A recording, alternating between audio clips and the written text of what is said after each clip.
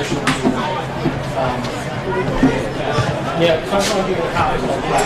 yeah. You might just have to change the actions. Yeah, it's fine. Yeah. Well, we do, like, after we wrap it up, I want to see how the movie is. We actually have about a minute and a half of movie, so I think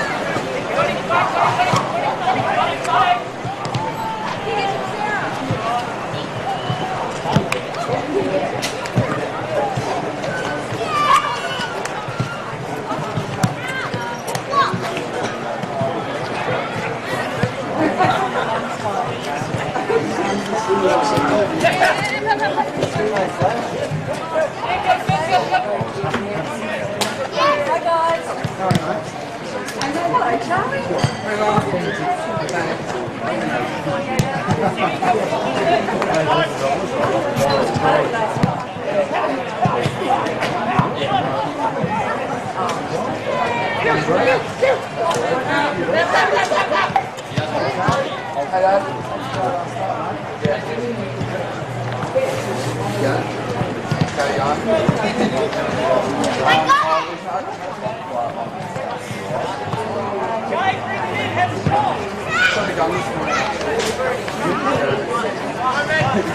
could go wrong?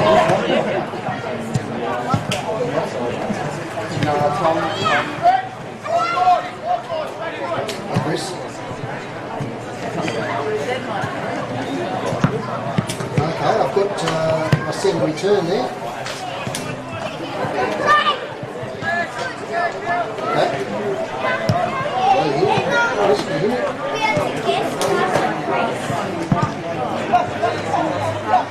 Oh, I know what's happening, Chris. I'm on the wrong IP. Whoops. No, I'm sick. I know what's happening. Well, it's Chris, wrong IP. Sorry. On the way.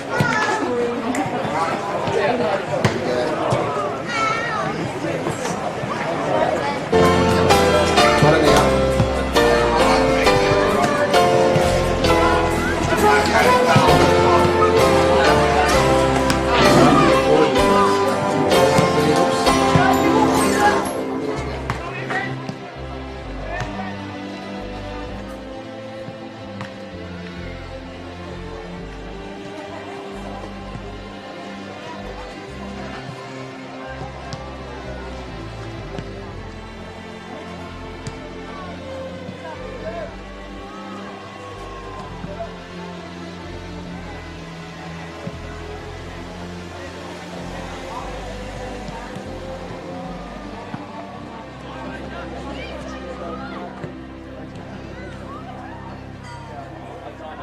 Online and on this market. Listen anywhere in the world. City Park Radio, 103.7 and 96.5 FM. This sports broadcast is sponsored by your locally owned Telstra store, Quadrant and Kings Meadows.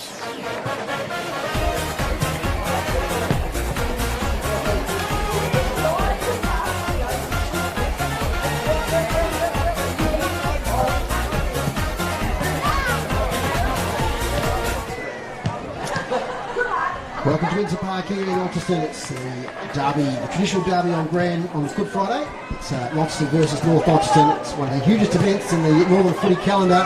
Great atmosphere, great crowd, and it's going to be a fantastic game here this afternoon at Windsor Park. Here's my fellow commentators. Welcome first of all, the great Barry Trivett. G'day, Baz. G'day, David. Good afternoon, everybody. Love to be at Windsor Park.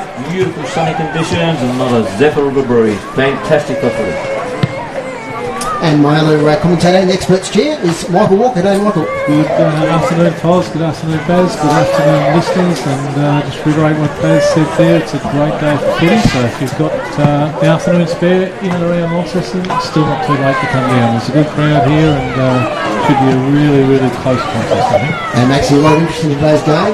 Obviously it's the derby game. That has interest in itself. But promising start to the season in Launceston. And say a very solid start to the season to North Launceston.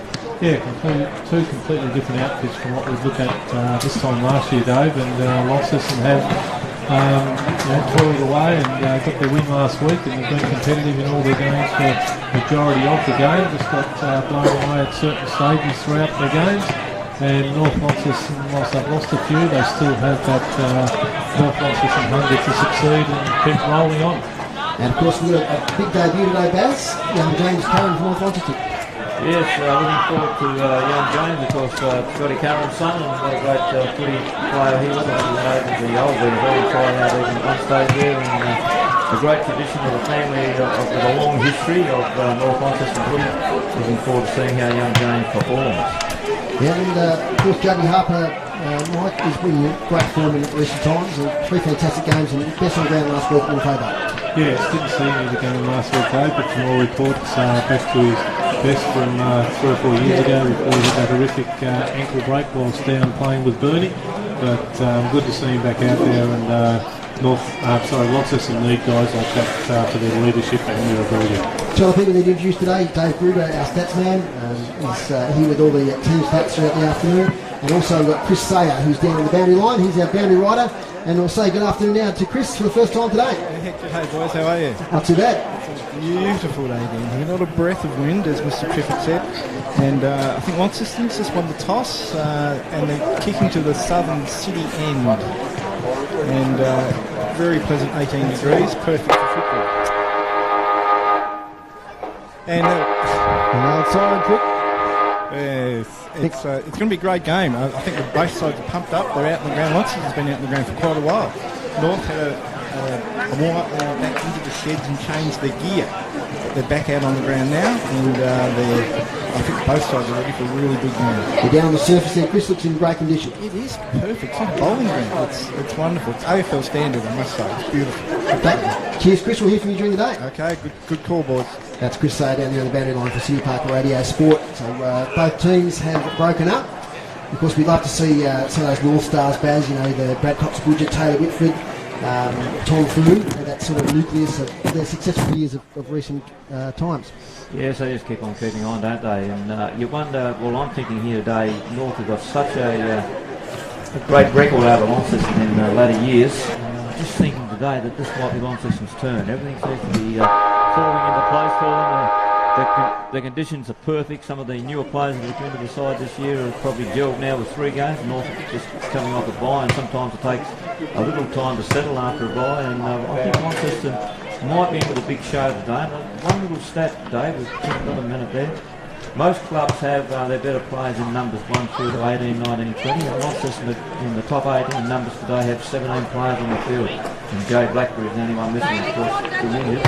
So that tells me that probably they've got their best side out on the field here today. So if they are to win, it's today against North, who have got about 12 out of the top 18 numbers playing. Mercury Cup score previously North Launceston 10-17-77, defeating Launceston 6-1-37.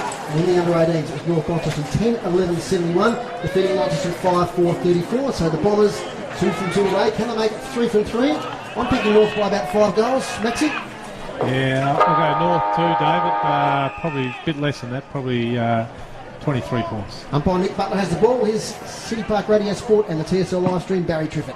Yes, Nick Butler umpiring with umpires Clark and Fellows today, and the ball is underway. It's in centre field, taken by Denellen at the base of the pack there. I think there'll be a secondary bounce up or throw up. Is the way we go these days. The umpire indicating he's going to come to our side of the ground where we're broadcasting from. Beautiful sunny conditions. Tapped down by Leadham, goes to Joby Harper, tries to get Boot the ball, but he's tackled, ball goes to ground. Another pack formed just outside the semicircle. Leadham gets it and handballs out a little bit wider. Opportunity from Launceston through Tyler to go into the half forward line, and Holt takes a nice chest mark outside 50.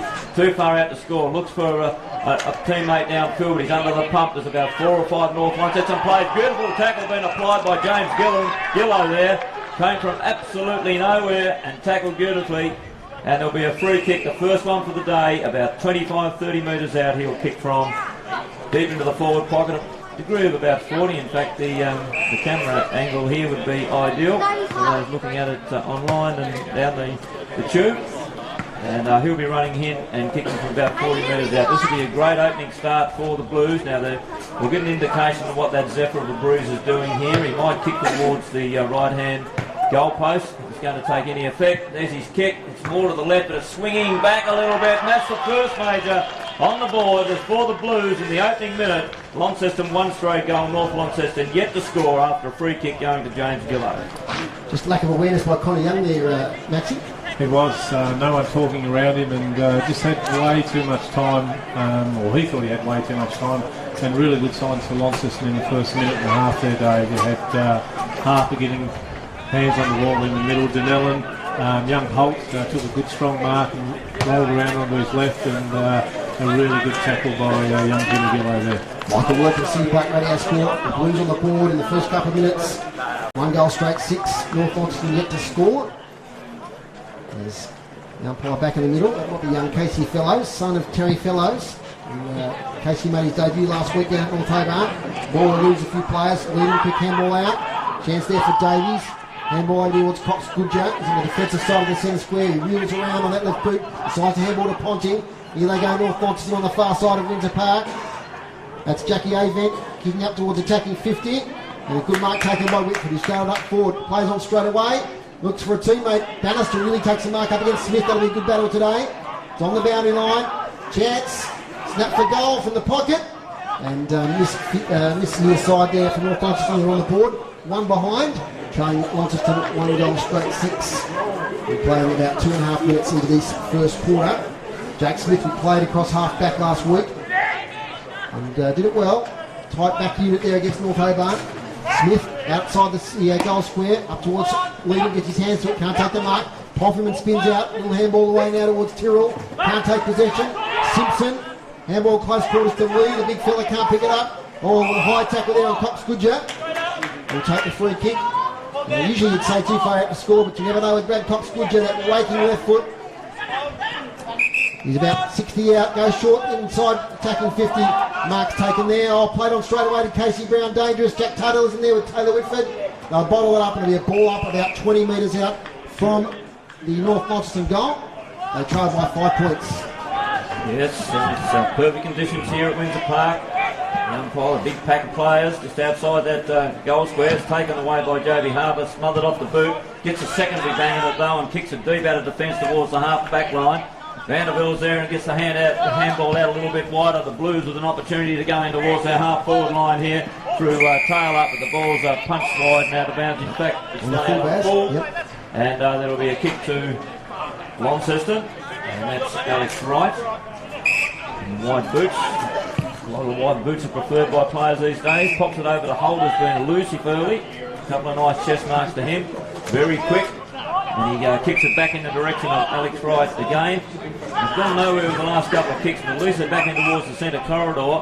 He has a look towards the true centre half forward position, kicks a little bit to the left. There's a big pack, a lot of North players. Ball is punched wide where Rick DeSolda traps it just before it goes out of bounds. Went the handball over the top, but it's been deflected. There'll be a throw in 25 metres around from the behind post. Launceston going to the town end. A one straight goal, and North Launceston are one behind. We've only played just on 5 minutes in the opening term. And the ball is about to be thrown in deep in that forward pocket. Can the Blues make something of this? Started in great form, kicking the first goal in the first minute.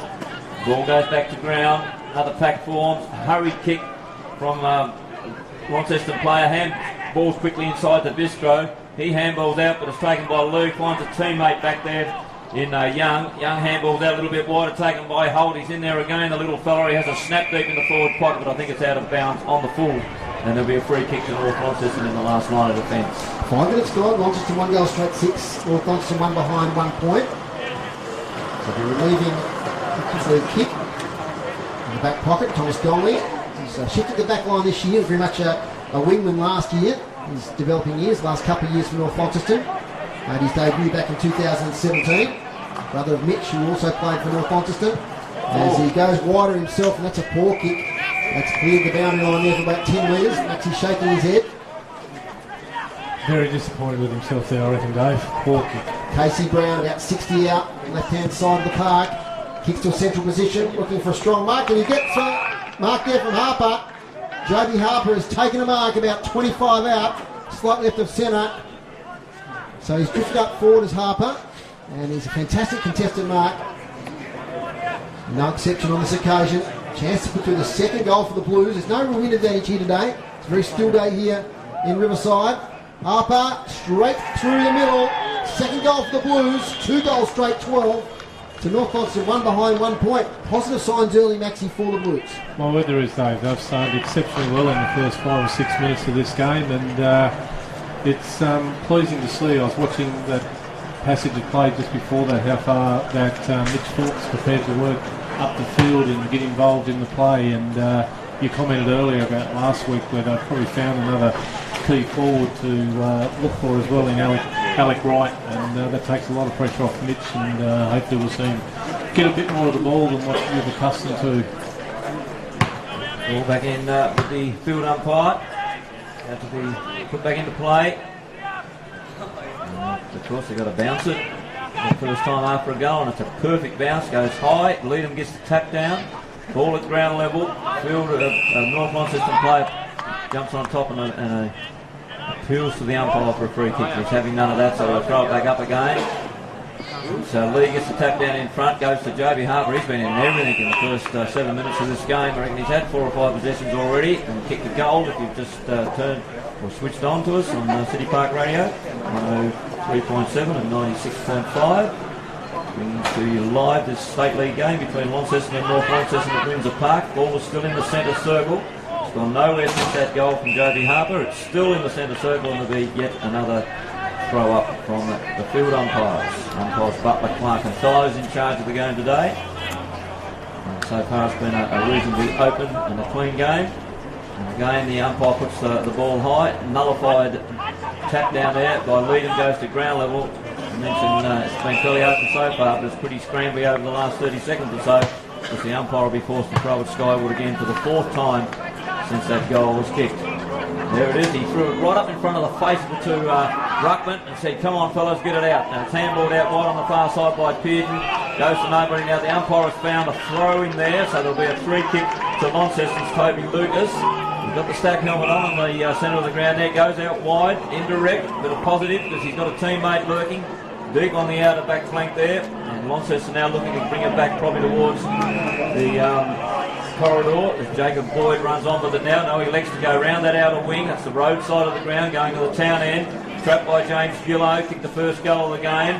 Put under the pump, the kicks it took forward, taken away there by Holt, I think it was, or Seymour, and the ball goes in towards the half forward line. His Holt down there at the fall of the ball. The little fellow Shepherds allows his teammate in there in Taylor. Taylor kicks it towards the top of the goal square, but North Launceston in defence are tall and strong, and the mark will be out wide and will come out towards Davies. He chips it inside. North Launceston out of their defensive zone now with 2 or 3 little chips over the top. Almost a mark appeared, and I think it's been paid. It has indeed. He'll take it with the left boot. Hasn't got a great deal down here on centre wing as 2 Launceston players have tapped it to the ground.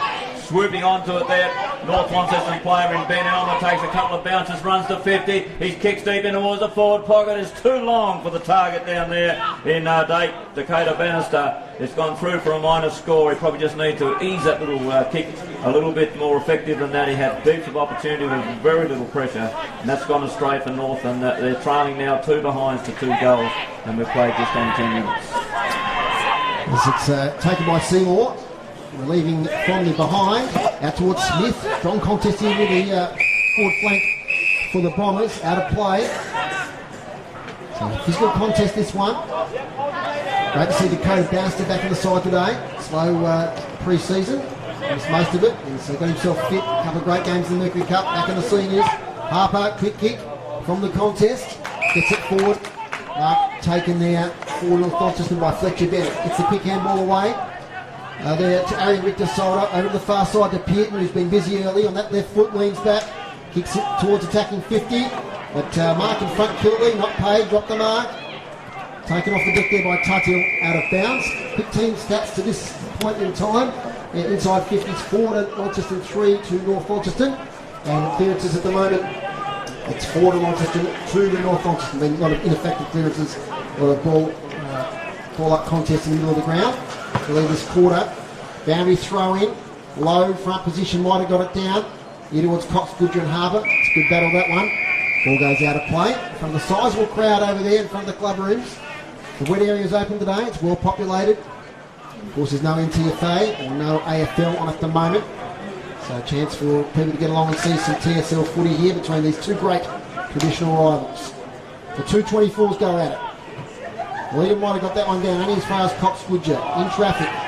Rushton's in there, lays a tackle. He gets the ball out with Jack Rushton, he's not going anywhere. Another ball up.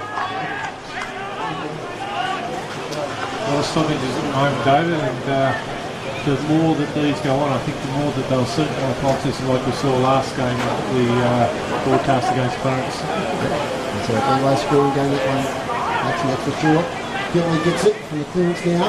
Out to Tuthill, round the corner, kick up towards the wing, and as far as Food, who takes the mark, short kick, might be cut off, no, taken by Pearton, kicks inside 50, beautiful low kick, does he find a target? No, he doesn't. Great mark there by Jack Smith with the bootlaces, and he'll clear there for the Blues to Ben Killaloo. There's Killaloo on the half-back flank for Launceston, chips over the top, got a player on offer down here, and that's Boyd, Jacob Boyd. Marks just in front of the broadcasting position. Launceston going to the town end in this opening quarter. He looks for a bit of movement down forward, and he sees Joby Harper, who's clearly the better player on the ground early in the first quarter.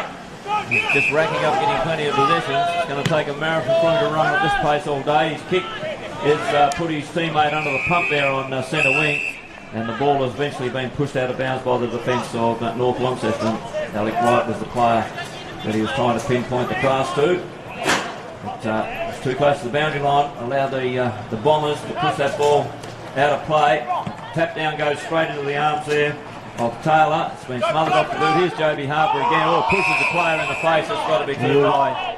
So it'll be a free kick to the North Launceston player on the bottom of the pack there. He picks himself up, and it's young James Curran, who with his first kick, I think, kicked the first point of the day for North Launceston.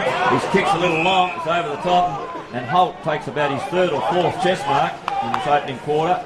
Grant Holt is just backward of the centre line. Kicks towards the half-forward line, thumped away, taken out the pack there by Egger, got it onto his teammate, and finally ends up over there now with Lowe, and they're out of defence. The North Launceston players, it was half-forward, but chipping in front there was Casey Brown, and Brown marks just inside the true centre half-back for the Launceston Blues.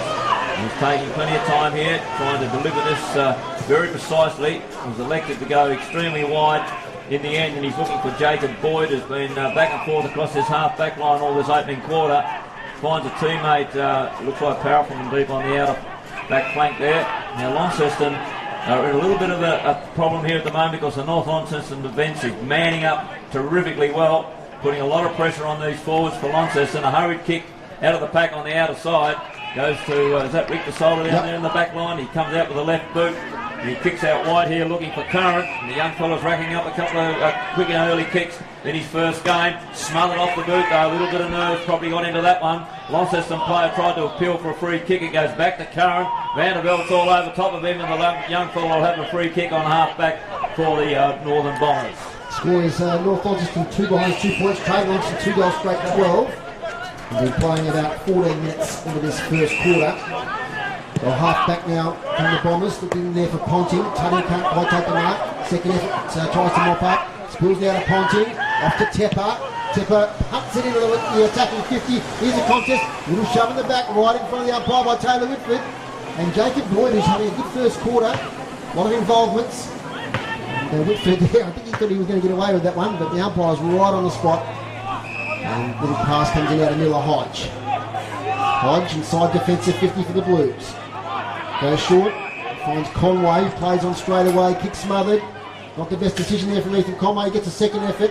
Quick kick away, might come off here as it comes out there towards Bristow. To Smith. Jake Smith on the far side of Windsor Park, kicks along the line. North Launceston player should take the mark. Yes, and does. And that might be Fletcher Bennett back there. In fact, it is. Son of Richard. Gets it back to Foon. Foon inside defensive into Connor Young. Connor Young up against Mitch Thorpe. He goes sideways. Switches the play back to Fletcher Bennett. And a short pass into the pocket is marked there. With that Simpson on the far side. Short pass to Ponting. Can't take the easy mark. Gets the handball away. Now it's a contested footy on the wing. Tepper, little handball. Denellen takes it. Gets it to Lucas. Might be a push in the back there. No, play on, says the umpire. Here's Denellen again. Chance for the Blues through Palfreyman. They've got a bit of open space now to Seymour. Seymour kicks to attacking 50 to Thorpe, who takes a mark. Too far out to score, you'd think. He wheels and goes. Has a target in the forward flank there in Bristow. Flies high for the mark, one-handed. At the spillage. Comes out now towards Tyson Miller. He can't take it. Taylor's got it. This way, that away. Right foot. Brendan Taylor towards goal. Into the goal square. There's a nest of Bombers there. And the mark's taken by Food. And relieve the pressure out in towards Davies. He's got on the half-back line, chips it over the top looking for a vent, and he's got plenty of space on centre wing, so he takes a bounce. Takes another bounce, tries to draw a player. They have Mitch Thorpe running the wrong way, and he chips it inboard, looking for his big teammate there in Bannister. He's got it on centre wing here now and kicks it towards half forward. He's got a target down there in the low, can't quite take the mark. Taken out of defence there though by the big strong Conway. Gets it onto his boot and towards the half-back line.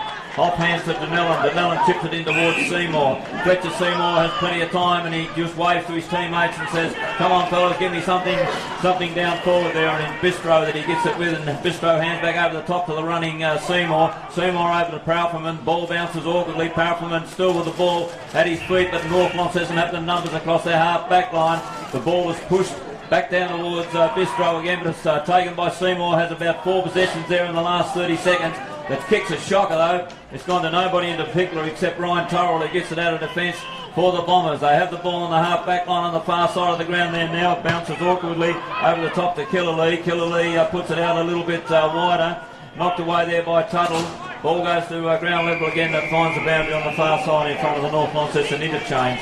And there'll be a throw in over there, and North Launceston are still that 2 straight goals, and North are 2 behind. I don't think there's been a score in the game for about the last 12 or 13 minutes, and we've played just on 16 3/4. That's it, a chance to get you because there hasn't been many stoppages. What's your thoughts at the moment? Yeah, look, it's very untidy football at the moment, isn't it, Dave? No one can get a break away. It's short stuff. It's the long stuff isn't hitting targets. So there's a bit of improvement for both sides to do at the moment. Harper gets it to Danella on the wing. So only got a couple of good opportunities going forward and just knocked it up across the half-forward line. So Danella now has to play on. He just gets around that opponent. There's now Harper leans back in the kick. Gets a lot of height with it. Tough ball. Holt can't take it. Falls now towards Curran. Kick sideways from Van Buren. Finds Avent. Jackie Avent. Right half back. Little chip over the top. And he finds Joe Flynn. He covers a lot of territory in that defensive 50 for the Bombers. No real options. He might have to go long up the line, and he does. Up here looking for Cody Lowe. He rises high, gets a hand to it. At the Spillages Boyd, the first quarter to Ryan Tyrrell. And he's forced out of bounds. The boundary thrown right in front of us here. The sun-drenched Windsor Park, about 19 degrees. You're listening to City Park Radio 103.7, 96.5. Or you're viewing the live stream. Here's Leader, who just takes it out of the ruck. Ugly punt towards Thorpe. Hard one to mark, and cutting across there is Victor Solder, who's having a great season. Switches the ball wide. Over there looking for Simpson. He goes short. The mark's taken there by Sharon Egger. Egger, he's got a man on him, and Curran, if he can pick it up, he's got a lot of space. He gets it now. Short chip. And the mark's taken there by Carlton Wadley. 2 kicks out from goal. He plays on. Puts it high. Flyers wanted. Lowe's there. So is Bannister. Falls to the front to Cox Goodhue. Can't quite get him purchased on the ball. Mopped up by Smith. 50-metre kick to his defensive 50. Off hands at the full is Conway. Round the corner kick up to the wing. It'll be a turnover. Now to Foon. Foon's got the ball. He's a raking kick if he gets it. He goes short. And finds Rushton. They can launch an attack into Bombers. Comes inside 50 man all by himself is Brad Cox Goodhue. And he marks out 30 out, 45-degree angle on the left-hand side. And a chance here for North Launceston's first goal. And wow, just drawing breath there. The teams had opportunities. Lonnie had an opportunity to clear the ball, but they turned it over. It's back to Cox Goodhue, Maxi. It is, and probably lucky that he had the opportunity to mark that free. Jacob Boyd slipped at the wrong time, and now Cox Goodhue's lining up for goal and puts it 3 for 1 behind, Dave. Yeah, doesn't normally miss those ones. That's 3 behinds now for the Bombers. Trailing by 9 points. Inside 50's Dave Goodrow, our statistician here. Let's have a look. It's 8 to Launceston, 8 apiece in fact. And Lonnie has scored 2 goals out of those entries. Jake Smith goes wide. And it'll spill out of bounds on the far side of Windsor Park. Been playing 21 minutes into the first quarter. It's Launceston 2 goals straight, 12. North Launceston 3 behinds, 3 points. Baz. Yes, and you'd have to say that both defences are playing pretty well for both Launceston and North Launceston in this opening quarter. Making it very difficult for either side to get easy scoring shots. I don't know what happened there. I think the field umpire wasn't happy with the throw-in, was he? Bit shallow. He's asked for it to be spun in for a second time. So the boundary umpire will do his work again over on the road side of the ground. Throws it in. Leadham in front gets a tap down, but it goes to the opposition player in Ponting. Here go North Launceston towards their half-forward line. Heading towards it and trying to mark it over there was Cody Lowe. It was stumped away from him. He's definitely the target. They've gone to him about 4 or 5 times. But at the moment, the big, strong Simon Velderveld is playing very well on him back there. They're doing a bit of pushing and shoving behind play at the moment, letting one another know they're both on the job.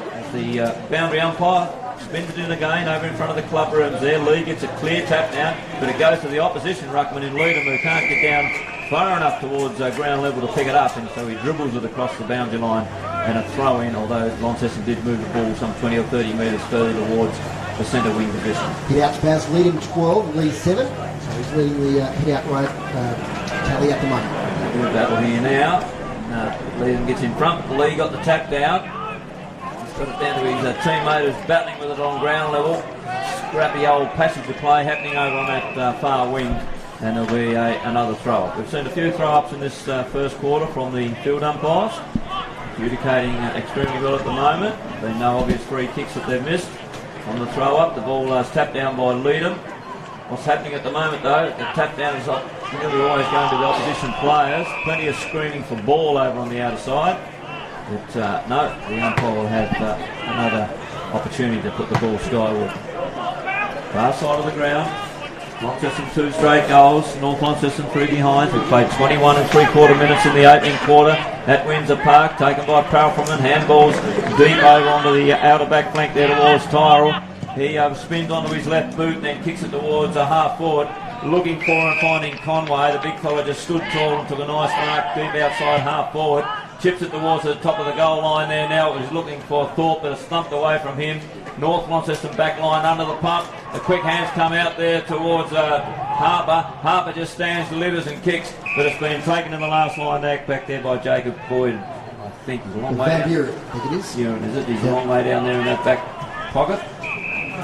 Anyway, North Launceston have the mark in that last line of defence, electing to go to that outer wing, which they've done on most occasions from their defensive zone. Ball at ground level there, Tepper's in there. And the ball goes to ground level again, and there'll be another throw up on the outer side there. Well, we've seen plenty of opportunities for the field umpires to throw the ball skyward in this opening quarter. As we mentioned, both defences standing strong in this opening quarter. Taken by Taylor. Taylor kicks it towards half forward. Ball goes to ground level yet again. Another scrambly passage of play there. Waiting for the ball to come out. The umpire has found a free kick and he's awarding it to the North Launceston player. You've got the bifocals on there, Dave. You can probably pick up who that Our friend Van Buren back there again, number 19, recruit from Devonport. Been impressive so far this season. And it goes outside his defensive 50. And the player got a tip over the ear there in the marking contest. Just trying to pick him up there. Looks like the big fella Alex Lee, the ruckman. So Lee will take the free kick. Won't be a long quarter. There's Jay Blackberry, you can hear him in the background there, shouting out some instructions. The switch is on now to Whitford. Hasn't had a lot of it in this first quarter. He's now on the ball. He tries to centre it. He does pretty well there. Gets it to Carlton Wadley. Wadley will go wide to Simpson. Son of Marcus. Marcus still deep in defence here for the Bombers. On the eastern side of the ground. Short kick comes to Curran. Very early on young Curran, but he's been involved with the play, which is fantastic. On his debut. Boy from Loxton Church Grammar School. Picks up the wing towards half forward. Over the back is Bannister. Falls to Tuthill. He's got players in support. One of those is Casey Brown. Long over to Seymour. Seymour now to Gillow. Gillow has Hodge to his left. He goes through now with a handball. Hodge up towards half forward. Over the back it's Simpson. And just shepherd it over the boundary line. As the siren sounds for quarter time. Very interesting quarter. 2 goals only.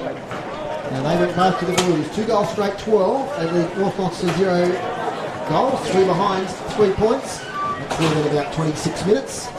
Dash got the goal kickers there. Won't take it long. James Gillow kicked a goal about just on the minute of the opening quarter here. And then Joby Harper kicked one halfway through. They're the 2 goal kickers in the opening quarter. Launceston playing North Launceston at Windsor Park. Maxie, your thoughts? Yeah, we're going for a very frantic first 2 or 3 minutes, which was all Launceston, Dave. Come out and kick those couple of goals, and then it's the whole game, the whole tempo of the game slowed right back down to the stop-start footy that we saw North Launceston play against Clarence a couple of weeks ago at UTAS Stadium. And I'm not quite sure whether it suits North or Launceston more, that type of footy, because to Launceston's credit, they seem to have most of the ball there inside 50 at that quarter, I'd say, Dave, with the entries that you've got there. But I'm really waiting to see. I saw it a couple of times there where you got Cox Goodger playing on Harper. I think probably 2 of the big bulls of the competition.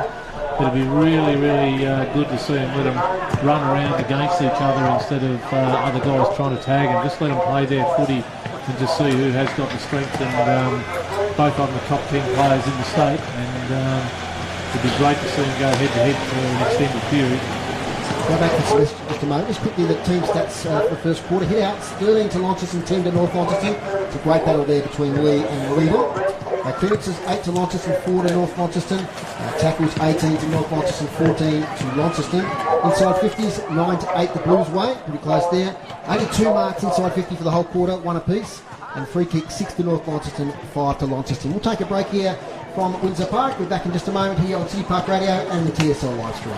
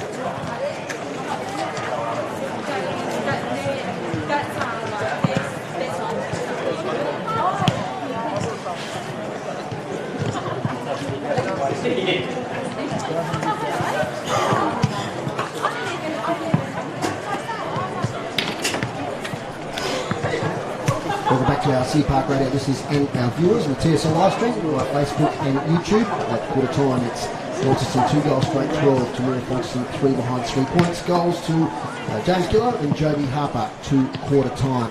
We'll hear from our boundary rider in just a moment. Chris Say's just out at the huddles at the moment, and great to see a good crowd that's come out on a big Good Friday derby clash. Maxie. It is, Dave.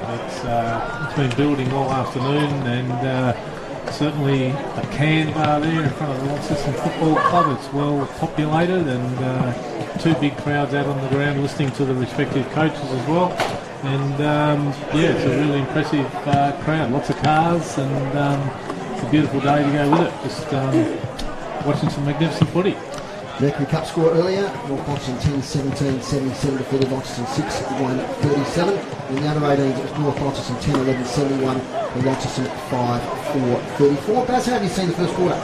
Yes, I go along with Maxie's course there. It certainly opened at a very brisk pace, and the ball was moving quite clearly and freely, and Launceston were looking extremely positive and were doing well, and then it really closed down, and both the defensive zones of both teams got on top, and really it was a battle of the half-back lines, and I think it went inside 50, almost equal to both sides, but it was repelled on most occasions because the back lines were punching the ball when they had to, running back onto it, feeding the handball out, kicking sideways on a lot of occasions, and the positive down the corridor stuff sort of went out of the game, and for the last 15 minutes or so, it was around the outer wing on both sides, and on our side of the ground here we saw about 7 or 8 short passes that were just like half a metre or a metre just inside the boundary line. So you're never going to kick goals when you're running around the boundaries. I've always been an advocate of that. You need to get into the centre corridor.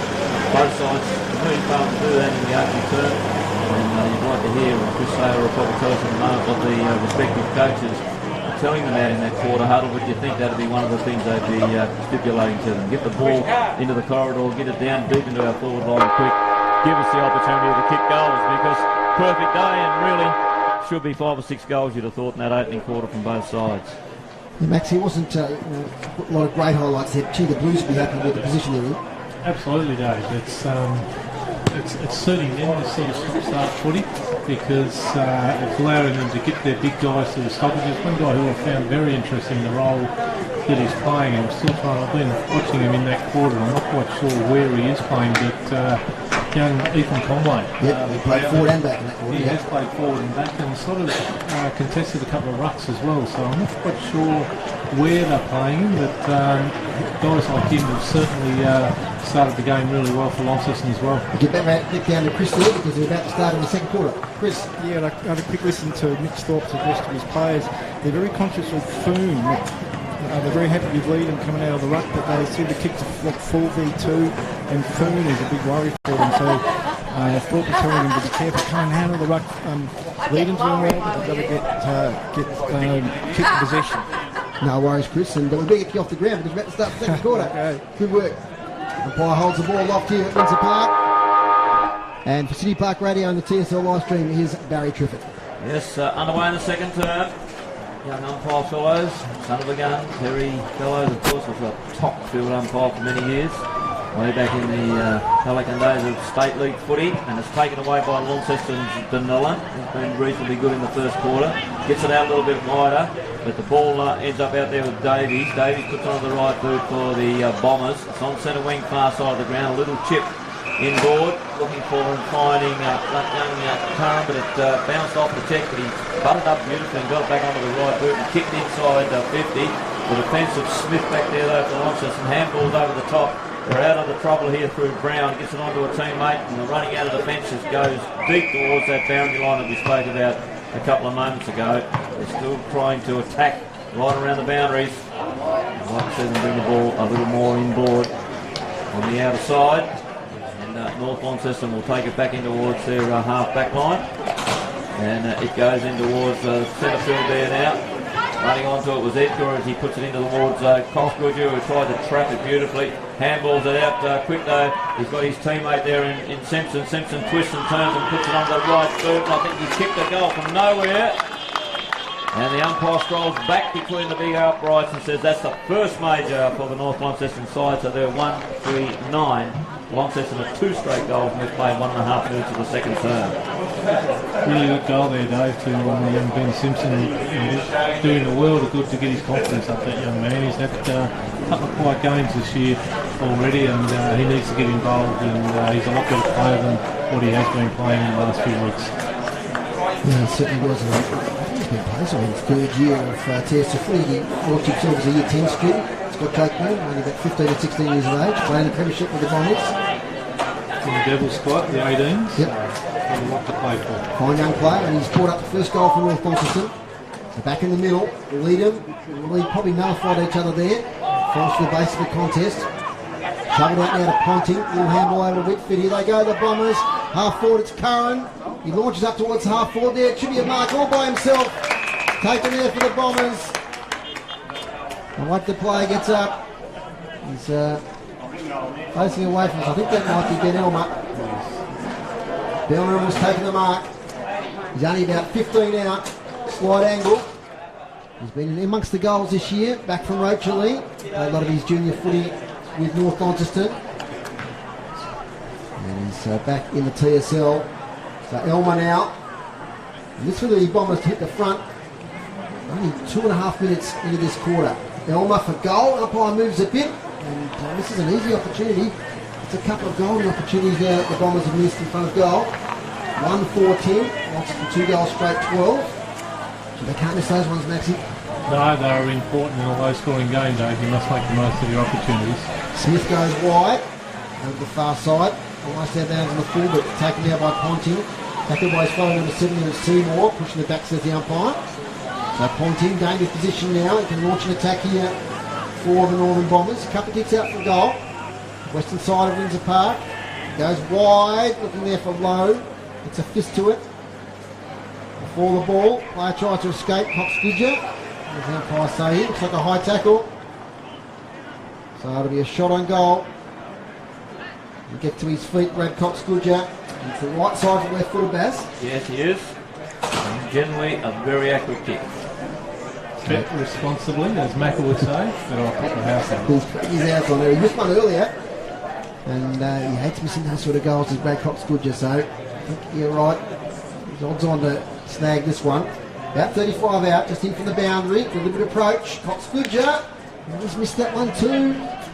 That's 6 scoring shots now for the Northern Bombers. 1-5-11. Trailing Launceston, hanging in there. 2 goals straight 12. And we're 4 minutes into the second quarter. Yes, you'd like to back him in for his third shot. He kicked 2 behind. Anyway, there's the Smith kick in, doing the kicking in duties today for the Blues. Gets it on for Casey Brown down there in the last line.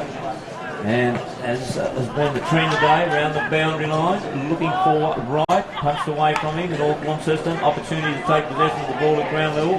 Quick hands over the top, finds North Launceston player in the middle there in Rick De Soldo, gets it on a little bit further where Whitford is. Whitford runs deep in towards the forward pocket, has to use the left boot, heads towards the behind post, and a thump by about 5 players down there, including the behind post, and the ball is out of bounds, you can be rest assured. Ben Elmer holding his hip there, Daz. I think he had the Lee Matthews wet post impact. Remember that one at Windy Hill? Thank goodness for the padding these days, eh? Would have been quite nasty, I'd have thought, in days gone by. There's a throw in, deep in front there. Just a half tap out by the Northern Ruckman. There'll be another bounce up here. The ball's going nowhere. Both sides playing really desperate, not pretty football, it's just desperate stuff. They're at the base of the packs all the time, trying to get the ball out there with Leadham. Ran to the North Launceston player, and they've had a hurried behind rush through down there in the last line of defence. So the kick in again from North Launceston rather through Conway, goes deep towards the outer wing on the far side of the ground. The ball is taken away there now by Ponting, who's starting to work into the game beautifully. Gets it onto a teammate who just pinpoints a beautiful pass inside 50. And Ben Elmer, who had that opportunity to score only about 90 seconds ago, and poked at it rather than kick through it, and managed to only kick it behind, has another opportunity now. And we've been playing, I can't believe that though, 6 minutes. It's just the shade of the sun coming on, reflecting onto the laptop there. We can't see the scoreboard where we're broadcasting from, it's up behind us. But Ben Elmer will have this deliberate shot for goal, taking plenty of time. He's kicked right through it this time. Goal umpire works right under the major upright and says, it's still a behind, my boy. So Ben Elmer with his second behind for the game as well. And North Launceston are very inaccurate at the moment. They're 1 goal 7. They're 13. That's enough to lead though, because Launceston are 2 straight goals 12. The ball's kicked in, back to that outer wing, far side of the ground. That's where you want to be as a spectator, because all the action's over that side. Holt ends up with it, gets it on back there towards Conway. He's tumbled into the ground, and North Launceston players are content to hold the ball in and get a throw up right in front of interchange on the far side of the ground. Beautiful sunny conditions at Windsor Park, and here's Dave Moore. Young Ethan Conway that spent took hold of it then. Good move there with young Holt. But it's taken away now by Whitfield, who's coming into the game. Close to the boundary line with a kick. Little pick up there by Rushton. It's about a handball option now. He delivers it back to the coach in Whitfield. Gets around his opponent easy and Seymour. Kicks inside attacking 50. Chance here for Lowe. He's got his hands to a few way. There's the big fella. He's got it back now. And it's a snap for goal by Pearton. And he's missed as well. 1-8-14 North Launceston. It's a 2 goal straight 12 Launceston. So that's 1 goal 5 they've kicked. They've only played 7.5 minutes. It's incredible. And Launceston haven't had a shot at goal in that time though. And it's inside 56-0. Which tells the story of their dominance in this quarter. And wants to get one against the play. Here we go now with Harper. Little handball backwards. Play under pressure was Miller Hodge. He had to kick straight away. So a chance for the Bombers to come back again. Egger. Strong contest there with Seymour. His little handball was trying to find Killaloo. You can't take it. On the base of the pack there was Lowe. Now to Tepper. To Pearton. To Cox Goodjar. Left foot up towards half forward, and James Crown will take it. Parents in front clap that one. He kicks inside 50. No one can take the mark of the ball. Bannister breaks clear. He gets a scrubby hell kicking towards the pocket. Low and Vandervelde. Vandervelde does well. Left-handed thump away out of bounds in the forward pocket. It's 8.5 minutes into the second quarter. Northern Bombers by 2. Rushton's been quiet, Dave. I think we've only called him twice. Yep. Back on the home turf from last year. He had a pretty good season with the Blues. Especially on this ground, he played some good games. William down to Smith. He's tackled by 3 Bombers.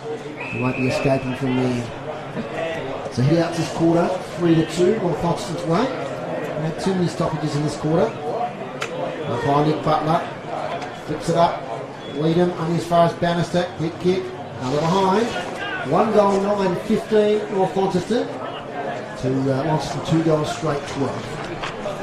And We played 9 minutes in the second term, and I don't think the ball has been to the half-forward line even for Launceston in that period of time. It's been all North Launceston. 7 inside 50s in North Bass. And we often say it, pepper away at the goals, and you kick a lot of behinds, and all of a sudden the ball goes down the other end and the goal's kicked. So that's what Launceston need to do right now. And Josie Harper, who dominated the first quarter, marks that kick in, and he's had very little impact in the second term, the first 9.5 minutes. So can he make a lift some of his teammates now? And again they're going towards the boundary. He's got off the Boyd, who got it straight back to Harper, but that's out of bounds on the full, and there's going to be a free kick to North. Well, they seem to be panicking, don't they, Launceston, when they get the ball at the moment. They're not positive like they were earlier in the game. Actually, Harper had no one to go to, didn't he? No, he didn't, Dave, and his handballs we've put the other guy under pressure as well, so you've just got to make the right decisions. So far this quarter, Launceston just haven't chosen the right options. Boone has kicked the ball in towards the half-forward line. Almost come off the boot on the full. It did.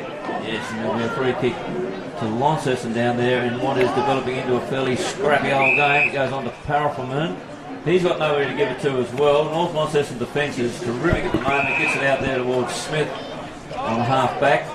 Now he's generally a nice long kick, and that's what Launceston want. He runs into trouble and then chips the shortest pass that he can possibly do to Jacob Boyd. Boyd then looks towards centre wing on the far side of the ground. Ball at ground level. The tackle applied by the Bombers over there. Still at ground level. Gets out there towards Rushton. Being tackled. There'll be a free kick because he's been adjudicated as having had prior opportunity. Well, sometimes that absolutely baffles me. He said he grabbed the ball, stood up and was tackled. But anyway, it's a free kick to Launceston. Over the top to Parafferman again. And he's on centre wing on the far side of the ground. They've spent a lot of time out on that centre wing of Launceston in this quarter when they've taken possession of the ball. They need to bring it in towards half forward. There's the kick. Oh, massive mark over the back. Rick Sola. Yes, sir. And that was an absolute gem. He was the last man in line. He was 6 deep. And he stood tall on top of their shoulders. There's his kick out of defence towards the centre wing on the far side. North Launceston mark. The chip inside. Goes towards Simpson. He puts it on. No, I thought he was going to put on his left boot, but he steadies, turns, puts it back onto the right boot. Kicks in towards the top of the half semicircle on the far side of the ground. Launceston player pulls the North Launceston's arms down and whips and gets the free kick outside 50. Chips over the top. What's he got down there on offer? He's got the big fella going out there in Cody Lowe, and as he marked it inside the boundary, he has indeed, and he'll have a deliberate shot for goal deep in the forward pocket. They've had many opportunities to kick goals in this quarter. They haven't kicked any of them apart from the first one. That makes sense. They kicked, 6 behinds. Yeah, they've kicked 1 goal, then 6 behinds, and this is probably the most difficult shot because he's actually rubbing up against the fencing over there, deep in the forward pocket. He'll kick from about 35 metres.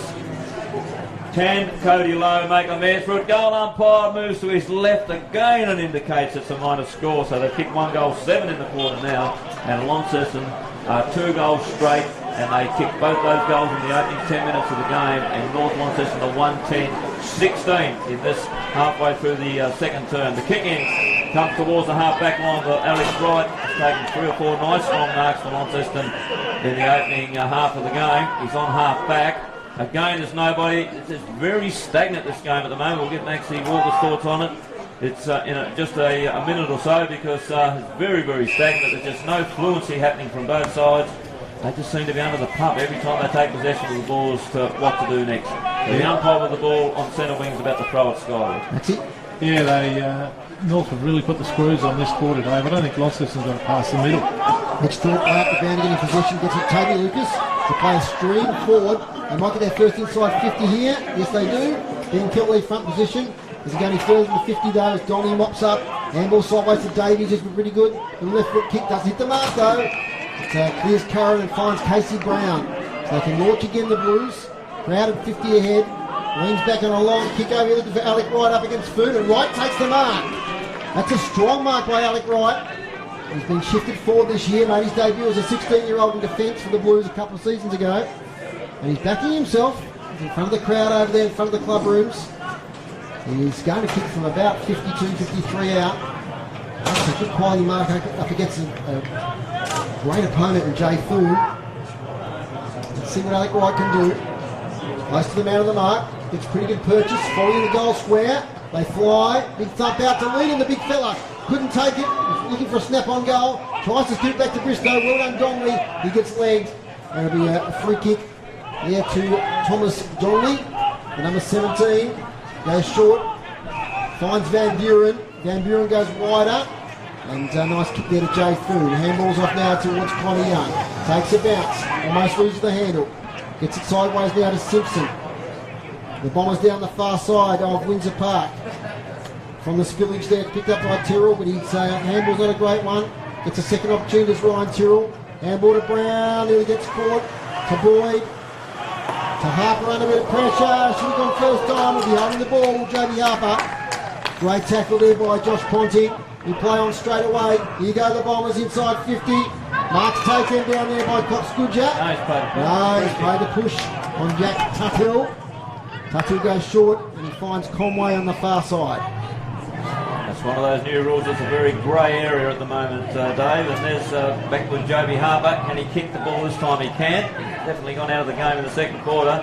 Bounces awkwardly for the North Launceston player in Bennett. The ball at ground level again. Here's an opportunity now for the Bombers. He ends up with Cox Goodger. He twists and turns and tackles. Somehow he broke out of the arms of two opponents. He kicks it and dribbles it just inside half forward. Vandervelde pushes his opponent aside and then paddles the ball forward at the base of the pack is Curran. Vandervelde gets another handball out. Launceston trying to work it out, but it goes straight towards Whitford. Whitford, beautiful vision, chips right across the face of the half forward line there and finds Dakota Bannister standing all by himself about 45-50 metres out from goal directly in front.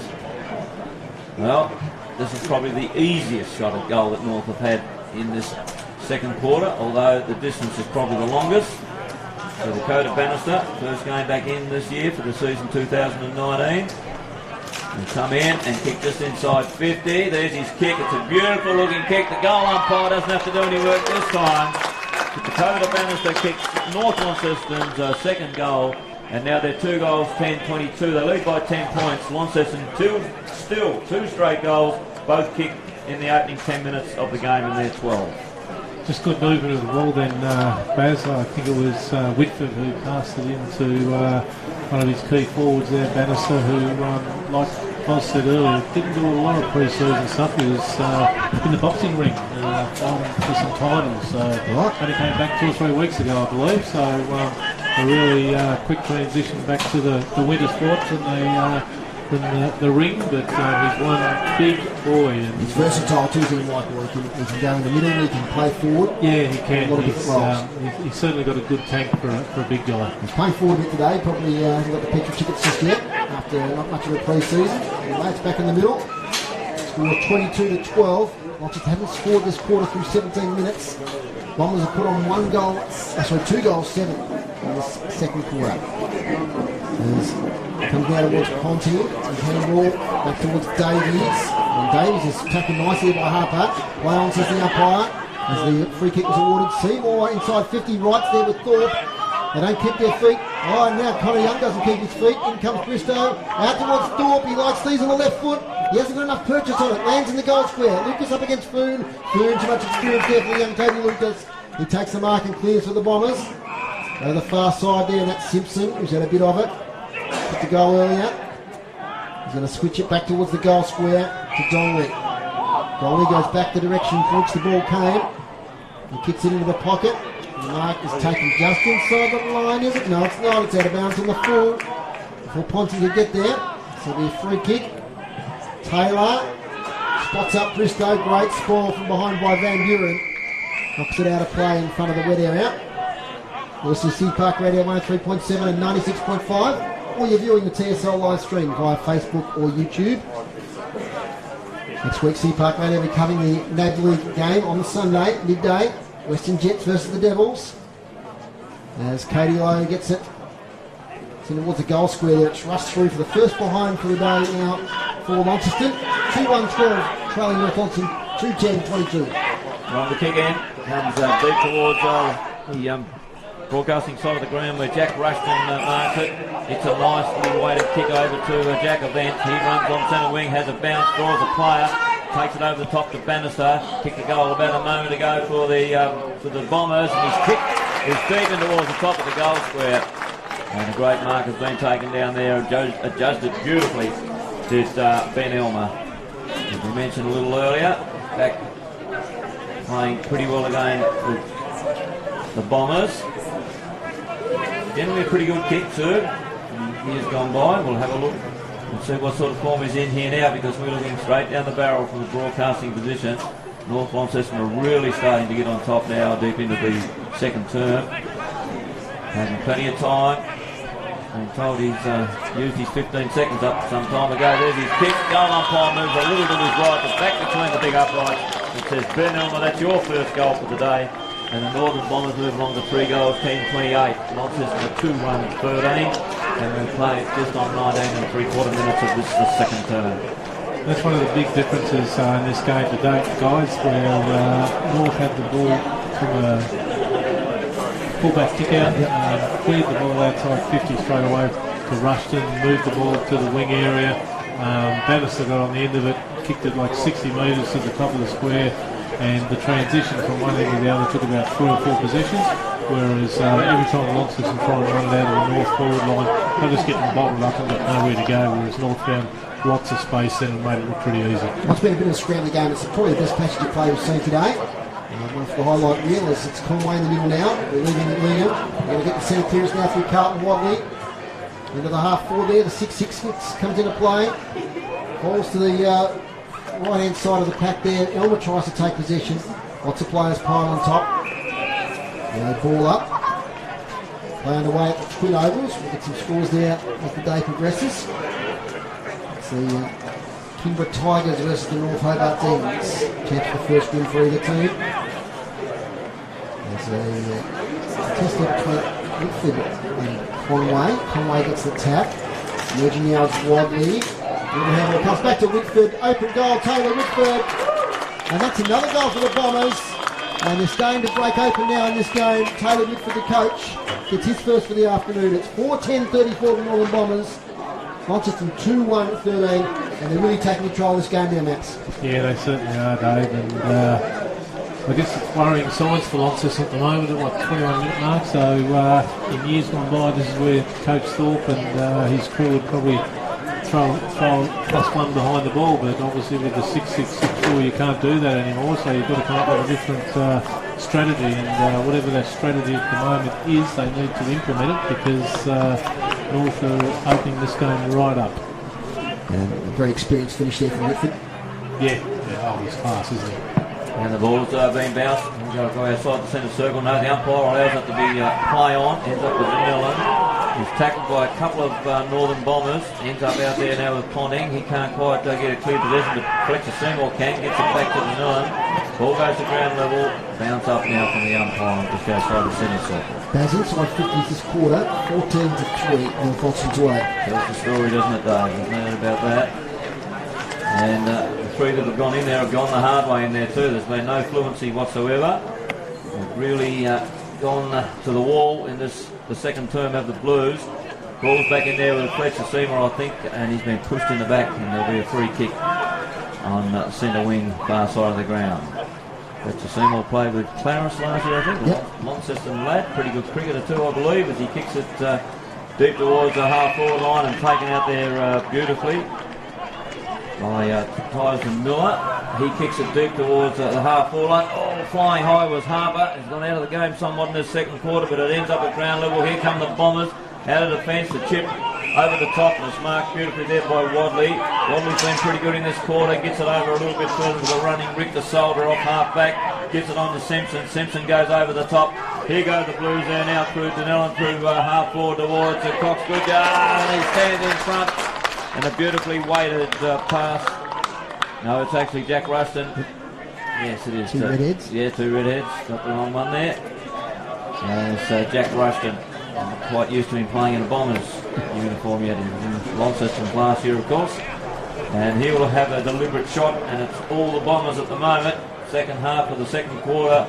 They've become really dominant in this game. Launceston look like they're not interested anymore. There's the kick, but it goes to the right. And Jack Rushton kicks his first behind for the day against his old club.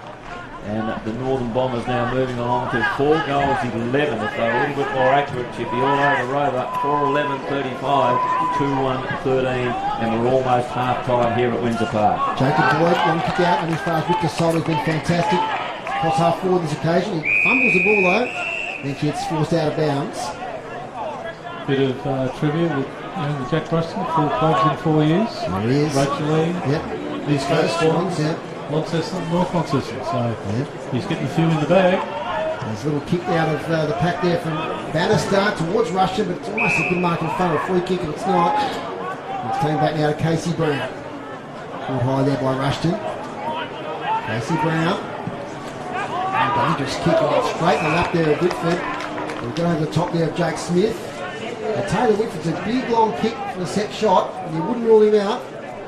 He's going back for a deliberate attempt. For those radio listeners, it'll be about a 55-metre kick. It's now back inside the centre square.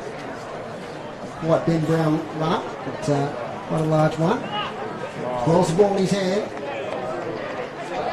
Goes for his second of this second quarter, second in a row in fact. Taylor Whitford gets good purchase on it, close to the line. Vanderbilt can't get a fifth to it. That's another goal to the Bombers, that's their fifth. And the second goal of the quarter now to Taylor Whitford, 5-11-41 the Bombers. Lead Launceston 2-1-13, all of a sudden it's a 28-point advantage. And geez, a good set shot from that distance, Maxi. It was a beautiful kick, wasn't it? Copybook style, just from inside 50. Good drop of the ball. Nice follow through. Cleared the line there by 2 or 3 metres. So he's kicked it 55, 58 metres. Poor kicking defence, as we said, from the Blues there, opening up that opportunity. Yeah, and Jake Smith needs to make more of a contest there too. He the writing was on the wall early. He only had to take another couple of steps, and just a bit of physicality might have put him off a little bit, but was happy to let the Launceston skipper take the mark. Well, North to kick 5 goals in the second term, 26 minutes of elapsed, so not too far away from half-time you wouldn't think, and I reckon Launceston will be looking for that to go in and try and sort things out. But a beautiful mark while we've been speaking by Mitch Thorpe here. He's been fairly quiet by his standards. He's too far out to score. He's kicked deep in towards the forward pocket. It's an absolute beauty to Alex Wright, and he's marked about 30 metres from goal. Now, if you're watching on the television side of it, you'll be seeing this directly down the barrel, and here in the radio situation we're having a good look at it as well. And to say that Launceston need this is an understatement. Alex Wright been fairly good for the Blues, one of their better players. There's his kick off the boot. It does not deviate. We can tell you that's a goal when it's left the boot about 10 or 15 metres. And Alex Wright kicks his first for the game, and Launceston's first in about the 40 minutes between the second and the third goal, I reckon. So it's almost half-time, and Launceston moved to 3-1-19, so that's 4 shots. North Launceston 5-11, they've had 16 shots to 41. A dominant quarter by North Launceston. And again, the quick movement of the ball there, guys. Got it down into the Launceston forward line. It went from Taylor to Thorpe to Wright, and it was a goal. Just for one of our listeners out there too, good afternoon, Anne. Just watching the husband run around there in the bright pink. I'll probably use the word run loosely, because Marty's not that quick anymore, is he? Is he allowed on the ground at this time? Marty Powerful and the Launceston runners allowed on the ground anytime, you ask him. Right, okay, that's good. As long as we know the rules. There's the ball went thrown up again in the middle of the field. There'll be a secondary bounce, and that's happened on most occasions. Goals as the siren sounds to end the first half at Windsor Park in this State League game, brought to you live on City Park Radio 103.7 and 96.5 FM, and it's North Launceston with a very handy lead at half-time, 5-11-41, and Launceston 3-1-19 the margin is 22 points. The goal kickers for North Launceston all kicked in the second term, because they were just 3 behind at the quarter time if you've joined us late. The coach, Taylor Whitford, has kicked 2, 1 from the snap and 1 from a deliberate shot 60 metres out. Dakota Bannister's kicked 1, so too has Ben Simpson and Ben Elmer. And for Launceston, the first goal of the game kicked in the first minute was James Gillow. Later in that first quarter, Joby Harper kicked the goal, and then just before the half-time siren, Alex Wright kicked the third goal for the Launceston Blues. So all North Launceston in that second quarter as we go to the half-time break. It certainly was. So they took a stranglehold of the game here at Windsor Park. They lead by 22 points. We'll have a short break here from Windsor Park. When we return, we'll have Nathan Warren, the coach of the state under-16s and under-15s.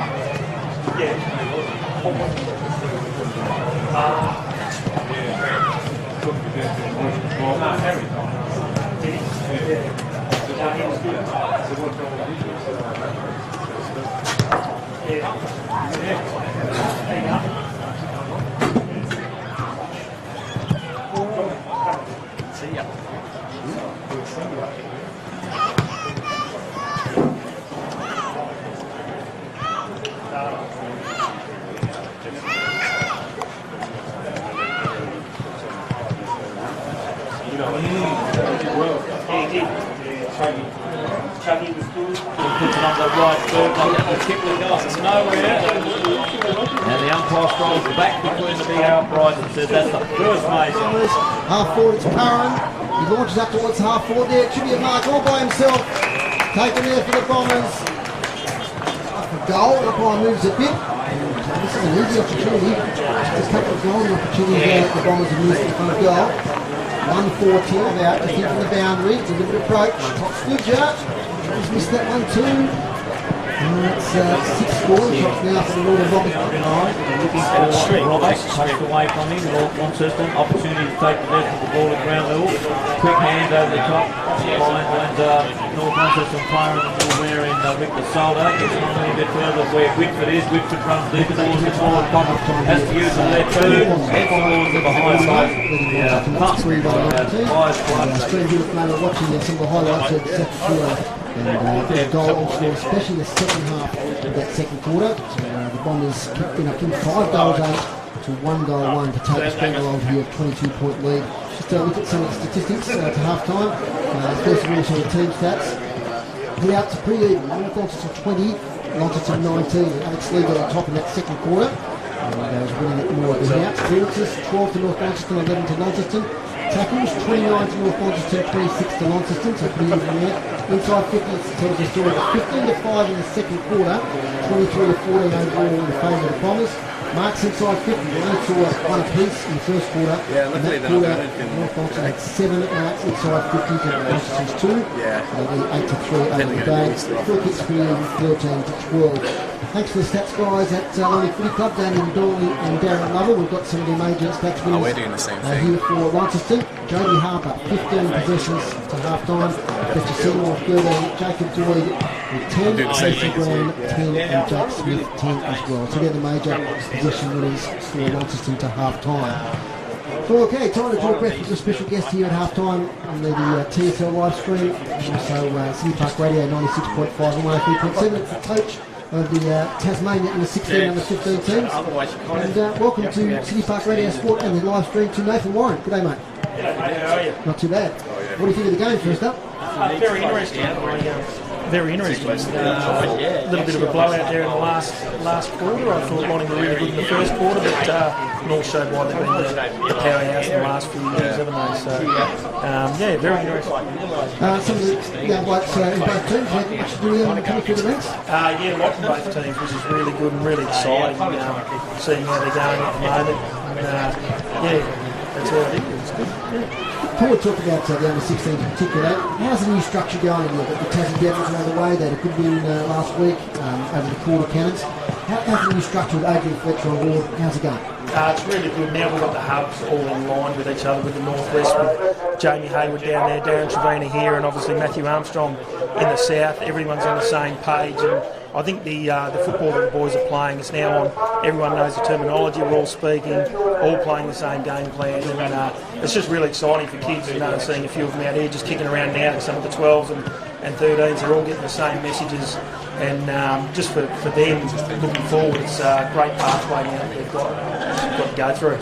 So when you're looking at the whole picture for junior footy, do you have much communication with Adrian about maybe the way he wants your players to play leading up to Devils level? Yeah, absolutely. So I've said to them that my game, I had a different game plan last year, obviously with the 16s, and I've thrown that out the door and just going to roll into with the 18s model. So the 16s that are coming through, when they, there'll be reality is a few of them will be playing Devils next year. Then the message is still the same one. They're not getting mixed messages and stuff. They're going to learn right now and keep taking that through. At under 16 and 15 level, Nathan, what are the major things you concentrate on in developing football? So you can name just 2 or 3 major things you think that are really important at that stage of development. Yeah, it's just fundamentals, mate. That's where I knock it back to, the ground gathers. And I know it sounds very boring and stuff, but I think ground gathers is a massive one. A lot of the ball we spend on the ground. We can be clean with the ball below our knees, and we can get it up, and that's a major one. So I'm a big one on that. Foot skills, delivering by foot, obviously, and then just great decision making. And don't be scared to make mistakes. I'm a big one with. If you make a mistake, make a big one, because you're going to learn from it. So I'm not, you'll never see me going off at a kid making a mistake, as long as it's the right one to make. Because we all make mistakes in the day in life, and I just want to be comfortable. I suppose is it at your level, under 16 and 15, that the players are first coming under the radar, as far as what could be coming next? Yeah, 16 is where it starts. 15 is a little taste of it. So 15 is a bit different. It's a schoolboy, and that's actually changing next year. It's going to go to under 14s next year. So 15s phases out. So the model will be 12s, 14s, 16s, and then 13s and 15s. I think AFL Tas are looking at just sort of a one-off carnival, maybe taking it to the mainland. But 16s is where it all begins. That's where they get on the radar. That's where Jackson Callows got found out last year, and Sammy Banks, he was all Australian with the 15, so now he's found himself as a Devils player. Played a bit of senior football for Clarence, but 16 is where it all happens and where they really get put on the map. And get your offside over here. Maxie has been listening intently to your answers there. And Maxie, you got a question for Nathan? Oh, look, I speak to him enough during the week. I just reiterate exactly what he said there. It's really important with the 3 hubs that we've got. The unity's there amongst the 3 regions, and the pathways are certainly available to all those who are in the program, and we're still identifying guys outside of the program. Every week at the moment there's names being thrown up of guys who have never shown an interest or have never had the opportunity, and they've all been spoken about around the state as well, so that's encouraging for them as well. You don't have to be the same guy each year coming through the program. There's guys being added to it all the time, and there's a couple of good examples of guys from the NTFA this year who came in and done all the training with the 16, well, primarily the 18s, but I've done the training with the 18s. They haven't quite made the cut, but they're still underage guys. Gone back to their clubs, playing really good football, and they're going to get their chance again next year. How do you combine the 3 regions into one team? So when it comes to selection time for the Tasman 16 team, how do you put all that together when you've got those 3 distinct regions? That's where the talent managers really come into it. And like Maxie just said, we as coaches and assistant coaches, we get around. It's not our full-time job, but for those guys, the talent managers, that's where they knuckle it out and put their best foot. And now the North's got a good voice in Darren and with Jamie in the Northwest. I think they're getting it right. There's some kids that are probably tough. You've got Ollie Sanders now coming back through the D-League, played his first game. He's not far away after coming off an ankle injury. And then we've got a couple like Jackson Callow and Sam Collins and Ollie Davis aren't available next week due to playing with the under-17s. National side. So a couple of guys are going to get back in there. So it's really good now that the kids actually have a voice in each region. How do you avoid burnout? How do you get these young blokes to balance footy, schoolwork, part-time work, some of them, and other commitments? How do you keep that balance? It's really tough because kids just want to play footy. So we obviously had the regional North-Northwest game last week, and kids were unable to play with their local clubs, and they really wanted to. Back in the day, they would have just gone and done that. Now the S&C guys, Ross Brosnan and Ben Killaley here, really have to get on top of that. And I think we sort of say, no more than 6 quarters a week.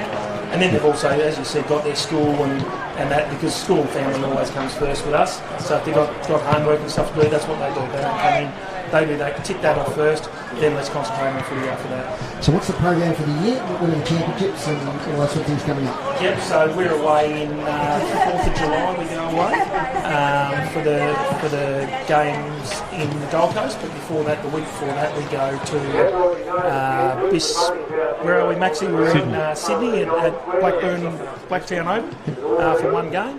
And so that's where the champions are held. And then the 15s, we're actually here in Launceston, which will be really good for the state in general and Launceston. So the National Carnival's here for that. Fantastic. And when looking at selection, you're supposed to have to get the balance right, the right number of midfielders and forwards and defensive players, and also so those players that are more versatile. Yeah, absolutely, and it's a good thing with the 16s this year. We've actually got a lot of kids that can play in multiple positions. We haven't got the big key forwards in general here in the north, but I hear there's a couple down south, which I'll see in a couple of weeks.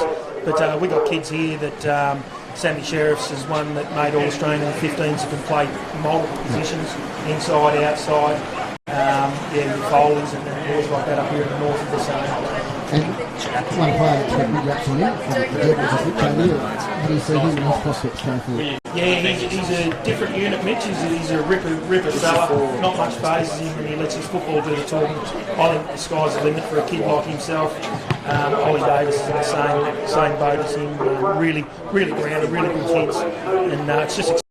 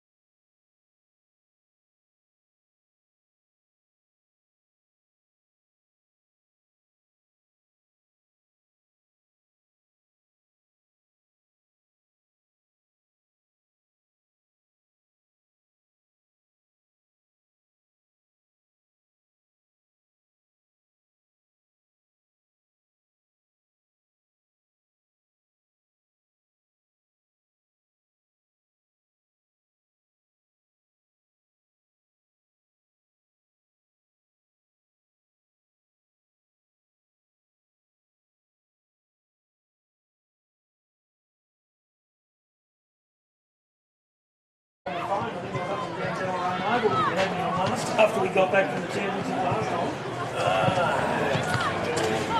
So I missed that.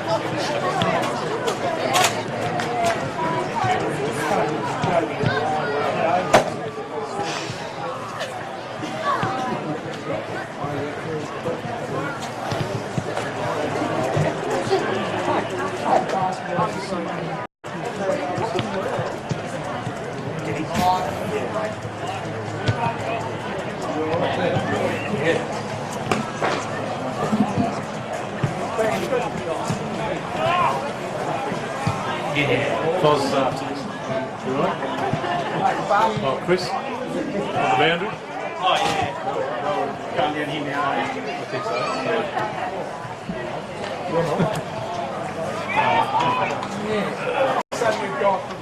There. Welcome back to Windsor Park. The score here at half time is North Launceston 5, 11-41, leading Launceston 3-1-19, and down on the boundary, he's ready for us. He's just getting his white flag out of his pocket. Chris Sayer. Yeah, Chris, where have you been at half time? Well, I went to the North Launceston rooms, but incidentally, as I was walking across the ground, I walked past the Launceston huddle, and one thing they kept on saying to each other was, let's start again. Let's start again. I remember during the week we were talking about systems rather than players. Obviously the system in the first half didn't work. Taylor Whip was very happy. whatever systems they're using, he was very happy with it. He didn't want any changes. He just said keep on going. Lots of things coming out of the centre. The ruck work, there was no changes that he was talking about, just all very positive. And Chris, any major injury worries to either team at half time? I can't see any injury worries at all. They're still fully fit. And conditions down there look pretty perfect. It's warm, I tell you, it's quite hot. Again, there's no wind. That zephyr is not there, very terrific. It's a great day for footy in there. Magnificent. Thanks, Chris. We're here for you again at 3/4 time. Okay. That's Chris Slater, our boundary rider down there for City Park Radio Sport and now TSL live stream. Baz, you're taking a bit of a spell there. How do you see the game at half time? Yeah, it's well, second quarter you'd think that North Launceston are going to win this game by 15 goals, wouldn't you? So it's up to Launceston now to come back out and start this second half, and as Chris was just indicating, they're saying let's start again, and that's exactly what they need to do, and play like they did in that first 12-15 minutes of the first quarter, and they'll get right back into the game. But there's always something about this Windsor Park that town end of the ground seems to create more opportunities and goals than what it does up at the Exeter or the Straight end of the ground, and Launceston have that in the third quarter. We talk about the premiership quarter, and if they're ever going to get back into it, well, obviously this has to be their opportunity coming up right now. Otherwise North are going to run right away with this, you think, in the final term. Obviously there's a massive disparity in scoring, shot 16-4, but the margin's 22 points, and in any normal game it's 4 goals. Yeah, and if Launceston can get their act together, they just haven't had any flow or system, as Chris said there in the boundary line. No, they're North in that second quarter, really. I think 6 wasn't it, all over. They kicked 6 points in a row. They'd have kicked 3 of those. The game would have been all over, but luckily for Launceston, they didn't. They missed those goals, and most of them were relatively easy shots, only 25 to 40 metres out. And really, North would be disappointed they didn't kick an extra at least 2 or 3 goals in that period of time. But that's footy, isn't it? I mean, you can only go over what's happened, and they're on the scoreboard. They've had a lot more shots, as you just indicated. But the thing is that there's only 4 goals in it under perfect conditions, and you'd think both sides still have an opportunity as we head into the second half. What do the Blues need to do, Maxie? Look, they obviously need to kick a lot of goals really quickly in that game. That's the bottom line. But they just need to get it out of the middle a bit cleaner. Like North Launceston lead the way. They're just quite their ball movement, not necessarily out of the middle either. Just North Launceston is smothering the Blues when they get it. Whereas The pressure when they get it every time. And whereas North, we've seen them go coast to coast a couple of times, which have resulted in goals. And as far as Launceston get it, it's not even outside the 50. They've got 4 or 5 possessions because they just haven't got the targets or the running guys who are prepared to run into space like North have. And the key, I think, too, Maxie, in their premiership years, in recent years, has been their strong defence. And we've still got that core there. Victor Solar been fantastic. Jay Foon, Tom Donley back there, Conor Young. We've still got that nucleus of a really strong defence. Yeah, they have. And they just keep introducing, like Donnelly this year, they've thrown him back, and he's just moulded in extremely well with the games that we've seen to date. And Van Buren's the other one. Van Buren, handy pickup, very handy pickup for him.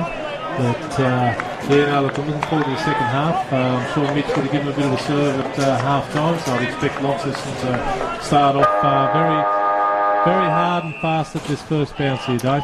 He's Barry Triffett from TSL Live Stream and City Park Radio Sport. We thank our sponsors Andrew Doyle, Telstra Stores, Quadrant and Kings Meadows. And a perfect bounce to get us underway in this, the third term. North Launceston with the first opportunity to gather the ball. We've brushed off the ball though with Pepper.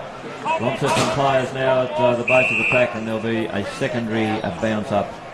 And that's happened, I think, on every occasion. It's just one of those games that there's always been that secondary one before it clears the centre square.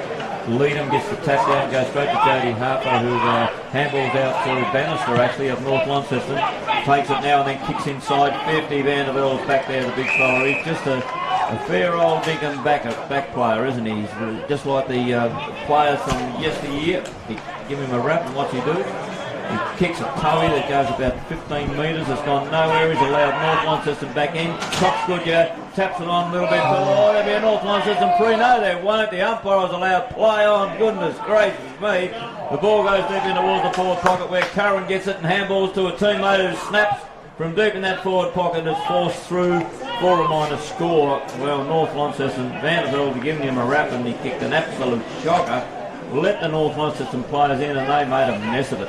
He's going to kick long, doesn't he, Maxie? Oh, look, I'd much rather him handball it to someone, Dave. Really. Smith short out now to Harper. Still deep in defence for the Blues. Far side, low kick. Almost a fantastic mark over there towards Simpson. He's played well today. Gets handball to Curran. He's pushed off his kick a little bit. Hands for Cox. Bridger, can he turn? He's trying to. He gets the handball away. Into space. Only straight to Manel though. On the boundary line, it's Whitford. Little hook kick. Back to a central position. Rushton's in there. And Elman might be there as well.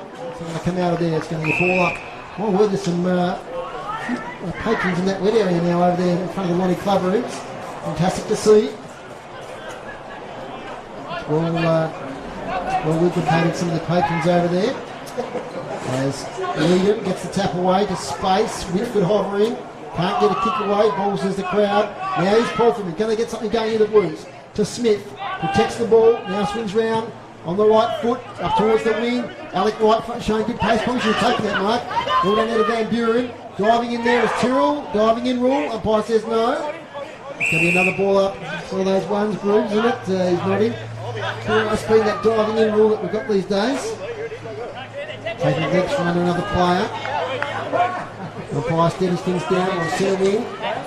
Eastern side of the ground. No clear tap out. Taylor gets it to one who's tackled. From the split gets Harper. He's smothered. Little kick. Skillful. Paul Freeman. Great tackle there by Troy Davies. Holding the ball. You can hear the North crowd in front of us appreciating that one. And Troy Davies, the boy from Launceston. So Liam Davies, a bigger pardon. Kicks up towards half forward. Conway to Harper. Harper turns around, delivers it nicely to Wright. Takes it lace out. Wright spins. He's got a player in Thorpe, too far out to score. Still inside the centre square. Sums up his options. Players flood back. Crowd forward 50 now. Can he find space? He pops it up towards Harper for the high mark. Nearly takes it. Falls to the front to Victor Solder. Kicks straight away to space. William ready to chase for the ball. Good pace by the big fella. Gets a lefty-footed kick. Won't be to advantage though as Taylor Whitford's there. His little handball intercepted. Chance now for the Blues. Kick forward there by Bristow. It's going to fall out of bounds in the forward pocket for Launceston. Promising signs there. 5-12-42 North Launceston. Launceston 3-1-19. 4 minutes into the third quarter. Desperately need a goal here, Dave, the Blues. Desperately. Well, every opportunity. They're right in the forward pocket. Boundary umpire stands adjacent to the behind post. Kicking to the town end. Launceston in the third term. Beautiful sunny conditions. From the throw in. Not a positive tap down. It falls into the arms of a big pack. Taken by Davies. Gets the handball out to North Launceston. Ends up back there with Bistro. He snaps from about 40 metres out. It bounces to the right. There was probably the opportunity. It bounced about 4 or 5 metres out. And it was a real big leggy. And it went the wrong way and through for a minor score for Launceston. But that's the first score of the third term. As the ball's been kicked in and the umpire finds a free kick in the half-back line for North Launceston. It's been good that Liam Davies. Davies has been really good. There's his kick now. And he's left forward. He finds Rushton. Little dynamo. Kicks in towards the half-forward line here. Taken by Curran, who's really settled into the senior footy in his first opening debut game. He kicks it over the top there to Tepper. Gets it on towards Bannister. Bannister's tackled. Too strong, the big fella. Breaks the tackle, puts it to the top of the goal square, and Vanderfield pumps it through as a true backman does. The score at quarter time for the Twin Ovals. It's the Tigers 22, North Hobart is 9. So 13-point lead to the Tigers early on. As Denellen takes them up. The score is 43-20. The Bombers lead. Jack Denellen. Ball kicks low, nicely by Whitford. Can he get the scrimmage? Denellen and Whitford off the ground. It's another behind. 5-14 at 44 to 3-2-20. They're out now by an even 4 goals. North have smothered a lot of the Launceston kicks today, Dave. I reckon that's happened almost 10 times. By up in the 1%ers, Jacob Boyd, long outside defensive 50. Contest, Foon knocks it in the front. Chance for Tuthill. Can't pick it up.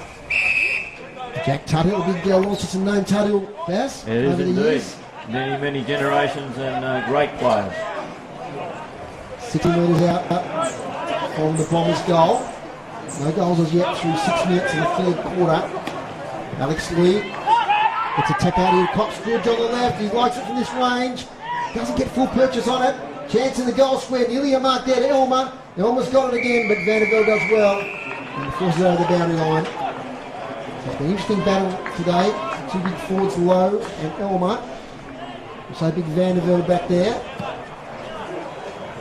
These battles we love coming to see the footy. Down your throw in. Ball's back towards the boundary line. Tuttle's there. Hasn't got options, but he gets a high tackle. And Jack Tuttle will leave in the back pocket for the Blues.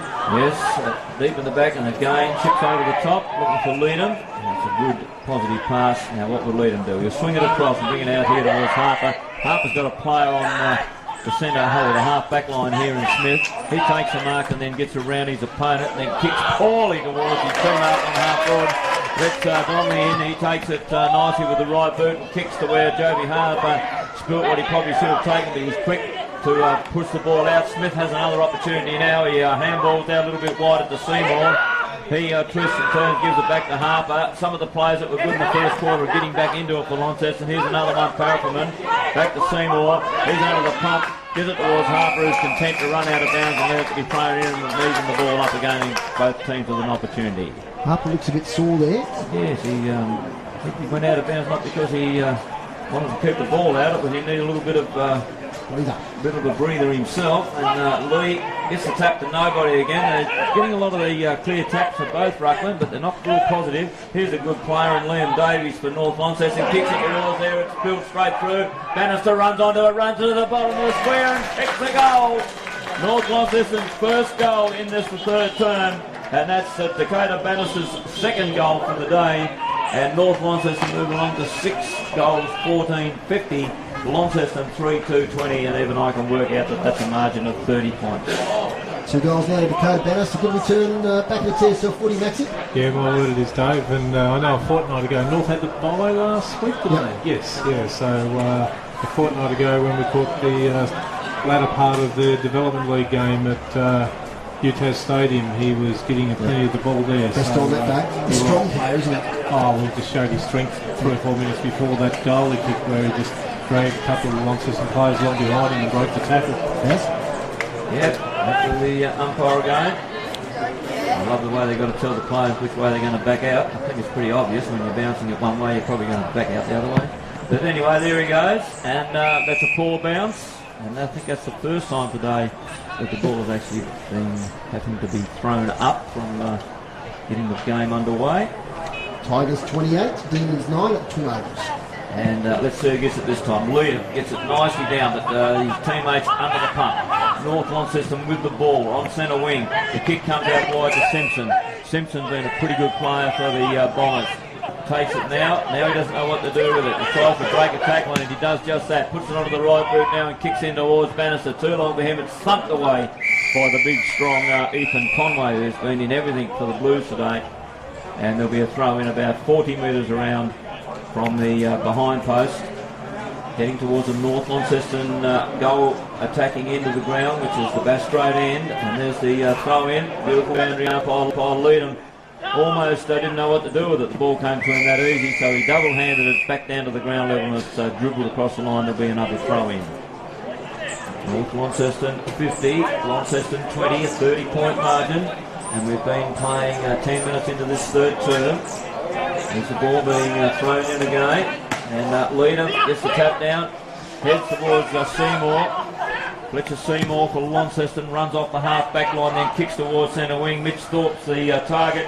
He's got a lot of players in pursuit. Rick the Soldier has been good, and the ball goes out there now towards the Launceston player. And Jacob Boyd, who runs to about 30 metres, and his kick's appalling, almost out of bounds on the full.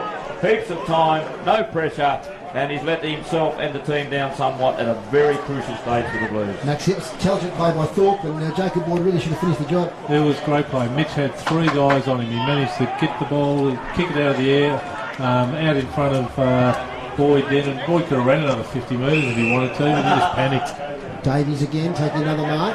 Dangerous kick, might come off here to Pearton. Pearton's in the handle off to Foon. Foon through the field now towards, I think that's Avent. And Jackie Avent kicks the wing. Mark's taken there by Sharon Egger. Waits for support. He gets it now. By Richter Soldier. By hand to Cox Bridger on the western side of Windsor Park. He kicks inside 50 here contest. And Bannister takes the mark.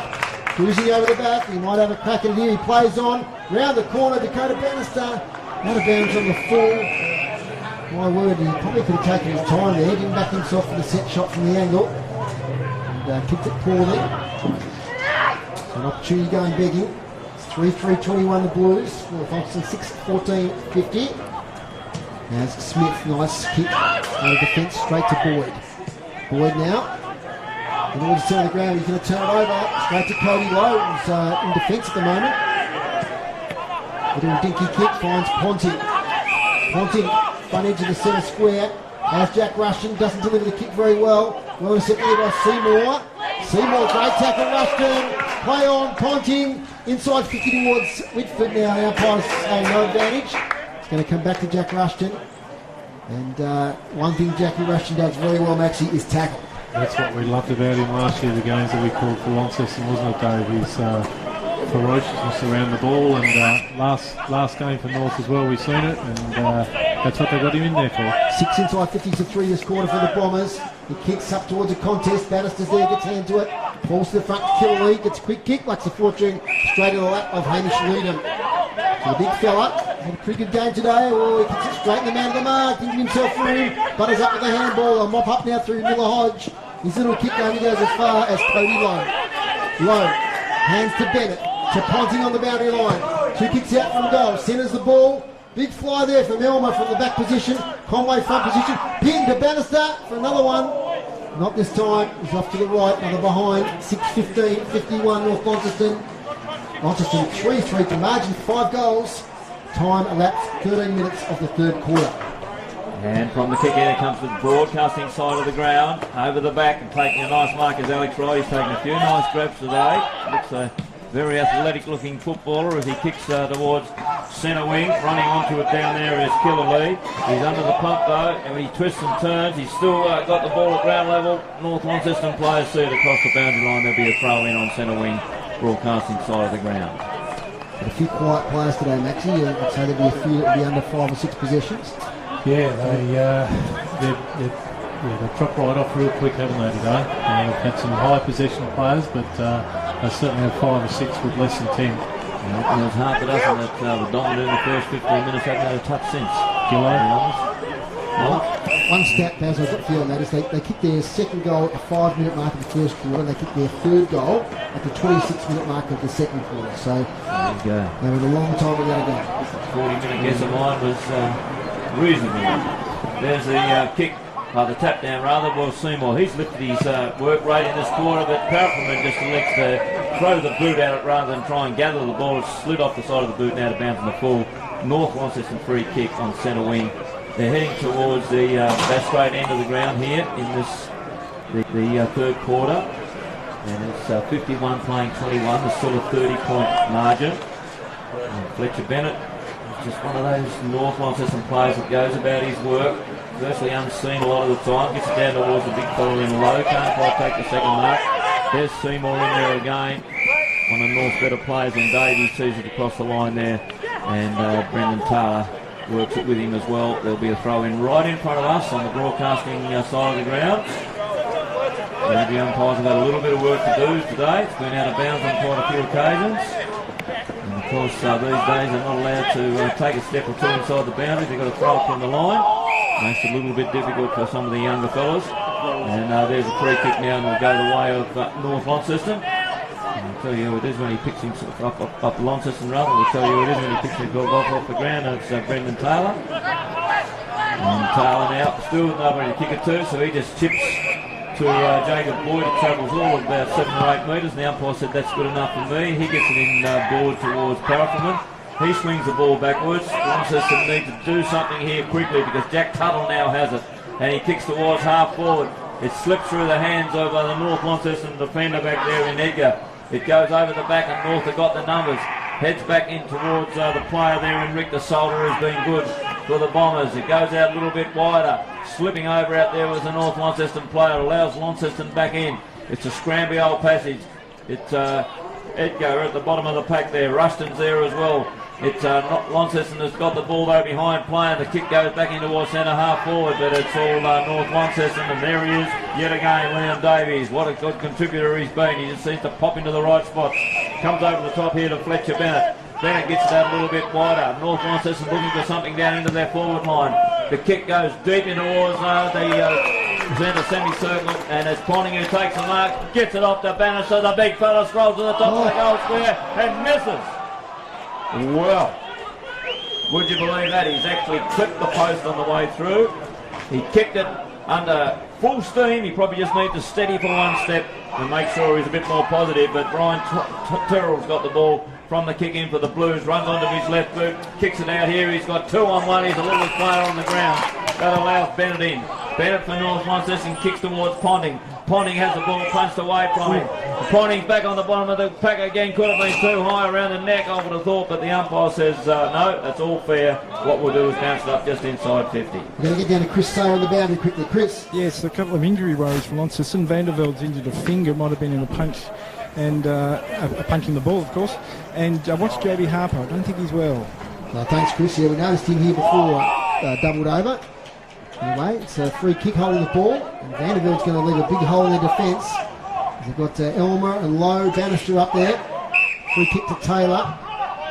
It's 52 North Launceston, 21 Launceston. Comes into Danellen. Danellen switches the ball over here looking for Paul Freeman. Reaches in, he's got support here now from Miller Hodge. Chance to build something here for the Blues. Hodge goes up the wing, nice kick. He's measured it pretty well to Tyson Miller, who's been quiet. He's confronted by Foon. Tackled by two Bombers, no price as the umpire. The ball up on the West Tamar Highway side of the ground here. Beautiful day here in Northern Tassie. 19 degrees. Good crowd in attendance. Ball up, Lee front position. Gets it in towards Tepper. Passed him to Davies. Could be in the votes, Maxie. Davies again. Second opportunity. Take it nicely as Connor Pearton, and he's gone to third. Little short kick here, looking for Fletcher Bennett. Over the top, big opportunity here for the Bombers. Curran's got it. First goal on TSL football, James Curran. Has it made the distance? No. Tyrrell knocks it through for another behind in North Launceston. 6-17-53. 3-3-21 inside 50 this quarter. 11-4 North Launceston's way. They continue their dominance in the second half. Conway takes the mark. Out of Boyd. Incredibly, a couple of quick goals here before three-quarter time. The Blues will still be in it. Inaccurate kicking has kept it close. Harper at half-back. As Chris said, he may have chopped and knocked before. Looks a bit ginger.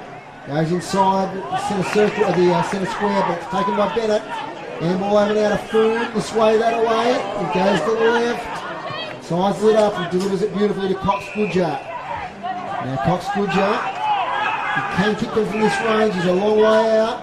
He goes long towards goal. Cox Goodjar for maximum. Conway just gets a fingertip on it for the 18th behind. For North Launceston, 6-18-54, 3-3-21. 24 scoring shot to 6. As Jacob Boyd gets it to Tyrrell, he's Baz Griffin. Nothing like a beautiful left footer when they kick the ball accurately, is it? And that was a ripper. Ball of 60 metres. The ball's on the outer back flank for the Blues, and there's a free kick over there adjudicated from the field umpire. If the North Launceston player ever lets him up. And Fletcher Seymour's the recipient of the free kick. Kicks it here, now towards Conway. Conway, the big, bulky, strong player. Over the side of the ground, and wasn't Seymour, because here he is on this side of the ground. So there you go. There's Seymour now with the ball, and he kicks it in towards Smith. Smith takes it, and then kicks it in towards one of the Blues' better players there in Ryan Tyrrell. He's got it on half back. Now this is where the problem starts to set in. When they get towards the centre wing, it seems they get stagnant as to what to do with it next. There's not a great deal of movement. There's Holt telling the umpire where the player on the mark should be, when he should be looking to see where he's going to do with it. And he gets it on a little bit further now to Casey Brown. Brown's got the ball. Kicks it deep in towards Thorpe in the forward pocket, and the big coach comes out and takes, as Maxie said, a really good strong mark. Under the pump from two opposition players. He's been reasonably quiet, but he loves to play on, and he does it again here now while the umpire's coming in to straighten him up. But he's offline, through for a minor score. Well, they need goals, and they need them quickly. As we've been playing 20 and three-quarter minutes into this third term, and the final term, North will be going to what has been predominantly the scoring end of the ground. That's the town end in that final term. The Mellon has the ball now. Donnelly rather has the ball now on half-back for North Launceston. Kicks it beautifully here now to Ben Elmer, is it? No. Yep, he's up the ground a bit there. Yeah, a bit of a shock when he was down there on almost the half-back line. And there's his kick now towards Bannister. It hasn't hit him into the game, but it's Smith who's taken it away from him. Chips over the top to Joby Harper. Harper now takes it in centre field. Kicks in towards the forward line. Again, it's 3-1. Down there at the bottom of the pack is Lucas. Lucas under the pump. Ball goes out wide. And there's Davies with the left boot. Kicks it out of defence looking for Jack Levent. He's deep on the half-back line, the outer side of the ground. Takes a bounce. Draws a player. Handball's over the top. It's not a good handball though. It's behind his teammate. Allows Launceston players in to force a bounce down on the far side of the ground centre wing. 1 goal, 7 North Launceston this quarter to 3 behinds. They about did themselves from the Clarence game, Dave. That week they kicked 7-15, and up to 6-18 this week, so certainly get plenty of shots. The defence is so tight, North Launceston. Young Toby Lucas had a bit of a half chance on goal there. And they just shut down his space straight away. They'll get a free kick here. And maybe 50 as well. No. As Seymour gets it to Lucas, and number 33. Over the Mercury Cup Premiership team last year, Toby Lucas. Up towards full forward Thorpe's there, thumped away by Connor Young. At the spinnages, Ege gets their first, kicks off the ground intelligently. Going to find a teammate here in Jordan Tepper. Left-handed handball, and player under pressure in Pearton. He had to thump it away. Turnover now. Jacob Boyd tackled as he kicks. Chaos ball. Victor Solder meets it. Holt, no space. Little kick over the top. Alec Wright can get there. He might get a shot on goal. Wright onto it now. Onto his right foot. Alec Wright, it's a goal. And that's a badly needed one for the Blues. Puts them in touch. His second goal for the day. 4-4-28 Launceston. Trying North Launceston. 6-18-54. And that's it. I think you said it, Dave. Very much needed goal. I'm just surprised that Launceston can't get a small forward down there underneath Mitch. He's competing against 2 guys every time, so the instruction should be, it doesn't matter who it is, but you need a small forward at his feet, because he hasn't been outmarked today, but he's brought the ball to ground every contest that he's been in, and there's just no one there for him. He started the game brightly and it was intelligent little play there from Gareth Holt. He saw the play out in front of his eye. And Alec Wright, he had to do the gathering and snapped it on goal. That's his second. Been handy today. He has. He certainly hasn't stopped trying. Barry Tripp, City Park Radio Sport and the TSL live stream. 24 minutes into the third term, taken by Launceston out of the centre move. Taylor kicks towards the half-forward line, but it's all North Launceston. Ends up back there with Edgar. He's certainly worked into the game beautifully in the latter stages. On centre wing, far side. Bannister takes it, rolls onto the right boot, and then kicks deep in towards the centre field, the forward pocket there, and Elmer over the back. He's back into the forward line now, almost takes the mark, but a socket off the ground. Ends up out there with Hodge. Hodge is pursued out, ends up on the outside there now with Cox Goodger. He might have been out of bounds, I think, before he's kicked it. The whistle seemed to be applied before his boot actually hit the ball. So there'll be a throw in about 40 to 50 metres around deep on that half-forward line, right in front of the social facilities over there, and a very good crowd here at Windsor Park. In fact, that's probably as good a crowd as I've seen in many a year over there on that outer forward pocket wing area. And a lot of patrons watching. I bet most of them are Launceston supporters, and they'd be hoping the Blues could probably do something to make an exciting finish. But they'll need to do something in a hurry as the ball is thrown back in. It ends up at ground level with Tepper. He's pursued on it. He's pushed to the ground, but his teammate gets it and kicks it deep and out of bounds on the full. And the big fella Leadham is out there, and he'll take a relieving kick for Launceston on the half-back flank. I think Launceston need to be a goal closer to have any chance. 26 points.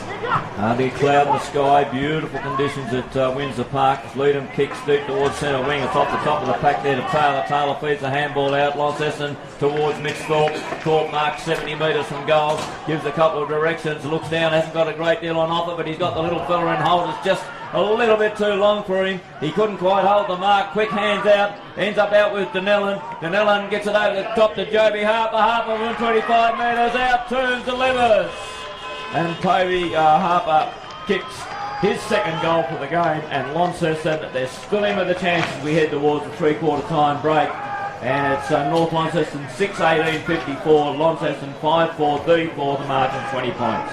You made the call then, Dave, that the next goal will keep Launceston in the game, and for as much as North has dominated, it's still anybody's game here leading into three-quarter time, and that goal will give Launceston a lot of confidence going into what are we, about 23-minute mark, are we? Yeah, it's getting close to 26-minute mark. 26-minute mark. I was three out. Sorry, boys. But 13 inside 50s to 9 North Launceston's favour. They've only kicked a 1 goal 7. And I'll tell you what, Launceston are going to kick towards that club room end, and there's a fair crowd there. Wait and see. Could yet be a tight finish here at Windsor Park. Hope you're enjoying it here on City Park Radio and the TSL live stream as Harper takes it, shrugs a tackle. Can they kick another one, the Blues? Kick up towards half forward. Gillows there. Gets a nice little tap over towards Holt. Holt runs onto the ball, gets his hands free for a handball, gets it smothered beautifully there by Whitford, I think it is. Tepper gets out of traffic now, back to Whitford. They're on the far side. Donnelly, little kick over here looking for Ponting, beautifully weighted. Ponting takes the mark up against Taylor. Ponting delivers it nicely to Rushton, takes it lace out, far side of Windsor Park. Rushton taking his time, close to siren time here, not many goals kicked in this quarter. Up here, Conway can't take the mark, over the back, Tuttle's there, Tepper as well, on hands and knees. Little tap, intelligent Tepper. Still a chance here. Cox Goodyear runs it out of bounds. It's deep in attack for North Launceston. 27.5 minutes gone, can't be long left. it's a luxury that North Launceston's got, isn't it, Dave? Launceston kicked that goal. You know, someone like Whitford, he goes back onto the ball, and where he's played forward most of the day, and just a bit of composure there to steady the ship. That's right. Downey throw in. Down here towards, that's Tyrrell. Handball sideways to Harper, playing a big game. Might be playing a bit injured. Off hands it goes to Bristow, but a little bit quiet. His hand will go straight to Ponting, to Lee. Gets support now from Richter Solder. Over the top to Egger, steadying himself for a long kick. Egger contest, low back position. It's thumped towards the boundary line. It's over. So it's back where it was 30 seconds ago. Dying seconds in this quarter. The margin is back to 20 points. 6-18 to 5-4. 24 scoring shots to 9. No doubt the Bombers should be further in front. Can the Blues mount a challenge in the last quarter? Unbound the umpire right, adjacent to the left behind post. Flips it in. Gets good purchase. Front position low. Falls to the front there. Tackled was Tuthill. Quick kick out of congestion, doesn't go the required distance. It's in the contest. Cox Goodyear, did he get one high from Bristow? Yep. He did. He got a high tackle from Tim Bristow, so Cox Goodyear on the wrong side for his left foot, but we know he can kick them from anywhere. In front of the light post there, adjacent to the Launceston pub rooms. And the siren sounds. So in the context of this game, we've got a huge shot on goal here in the dying seconds of the third quarter. 6-18 plays 5-4. Bradley Cox Goodyear, goalless today, unusual. Close to the man of the mark, delivers it towards goal. Cox Goodyear, what a fantastic goal that is. What an important goal that is. Cox Goodyear, they get around him as he kicks his first for the day. 7-18-60 North Launceston at three-quarter time. Launceston 5-4-34. Baz, give us the goal kickers. For the North Launceston combination, Taylor Whitford and Dakota Bannister have both kicked two apiece, and then singles to that terrific after the goal, after the siren goal there to Brad Cox Goodyear. Ben Simpson's kicked the goal, so too has Ben Elway. For the Launceston Blues, Alex Wright down in multiple, and Joby Harper, of course, kicked one deep into that third term. The two multiple goal kickers, they've kicked two apiece. And James Gillow, who kicked the first goal of the day, has kicked one goal only. And Max Walker, that last goal might have killed off the contest here at Windsor Park.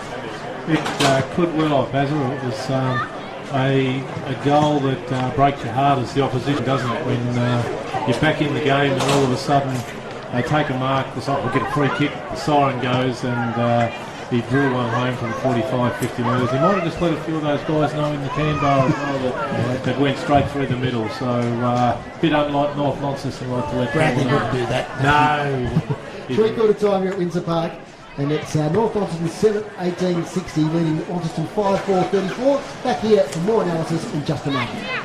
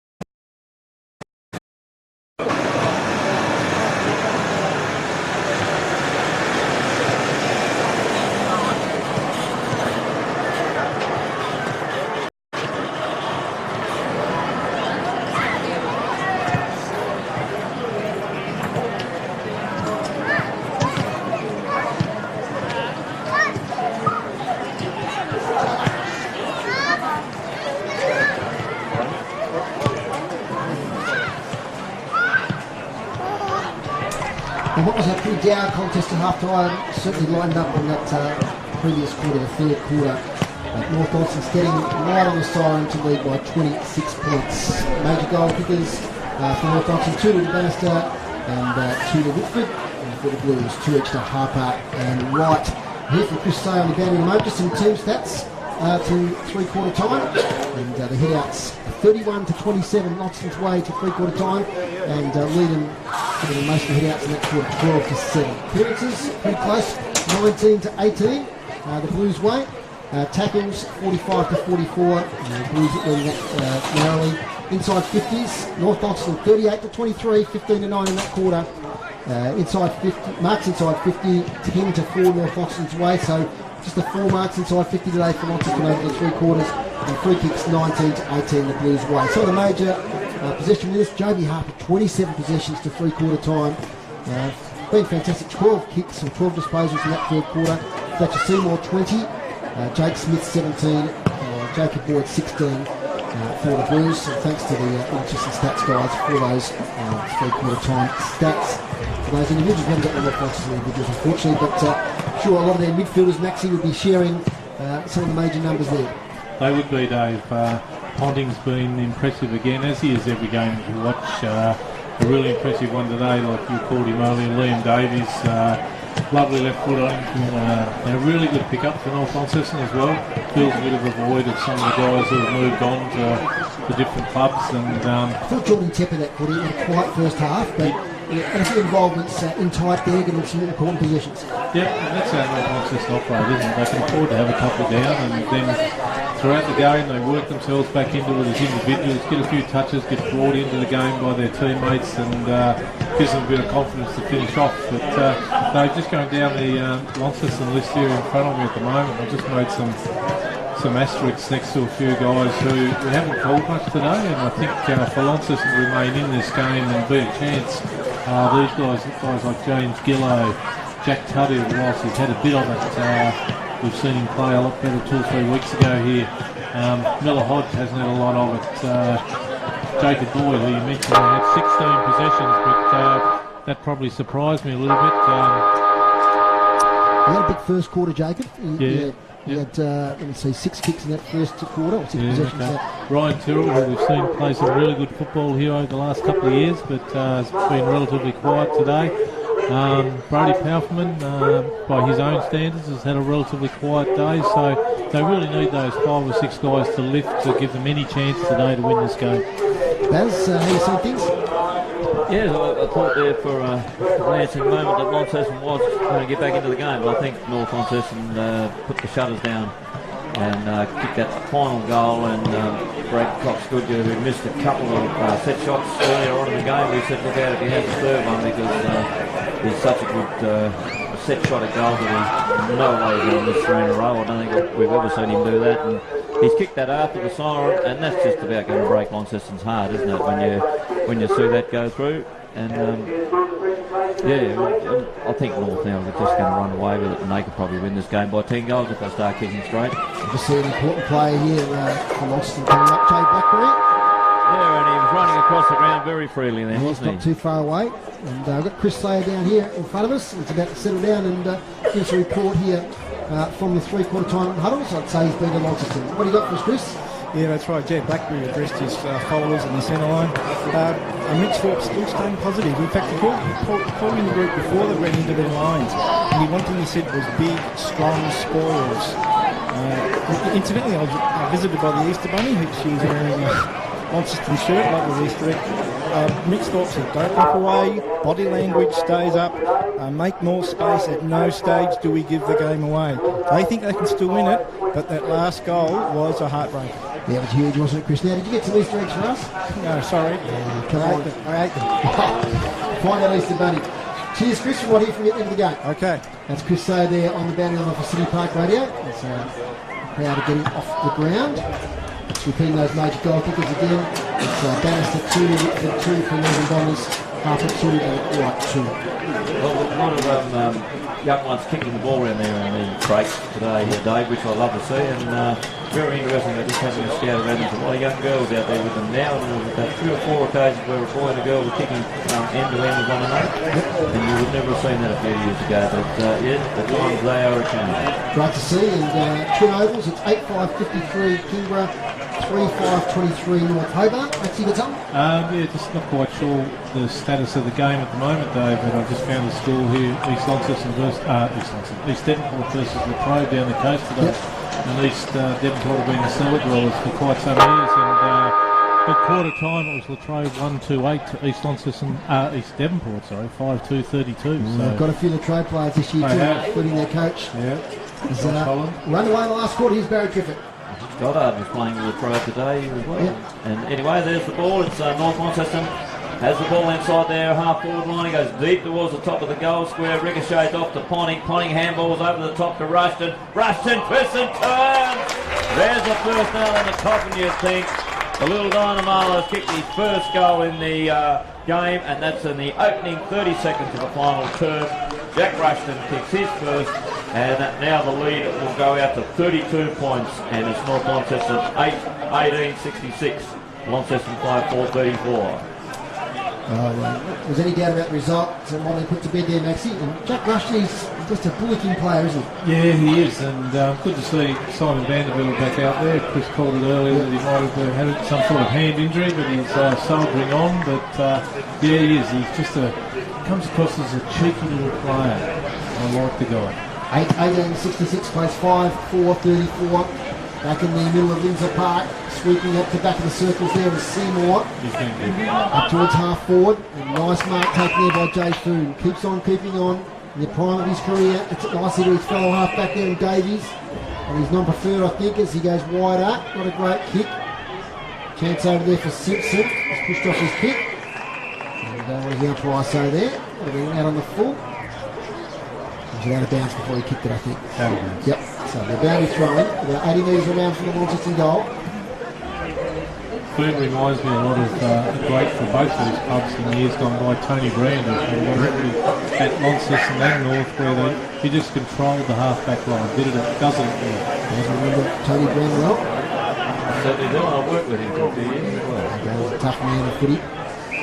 And a bump in the back of the head. I know him well. And a quite unassuming fella off the field. Just white line feeder and Tony, but a great player. Absolutely. There's a ball up.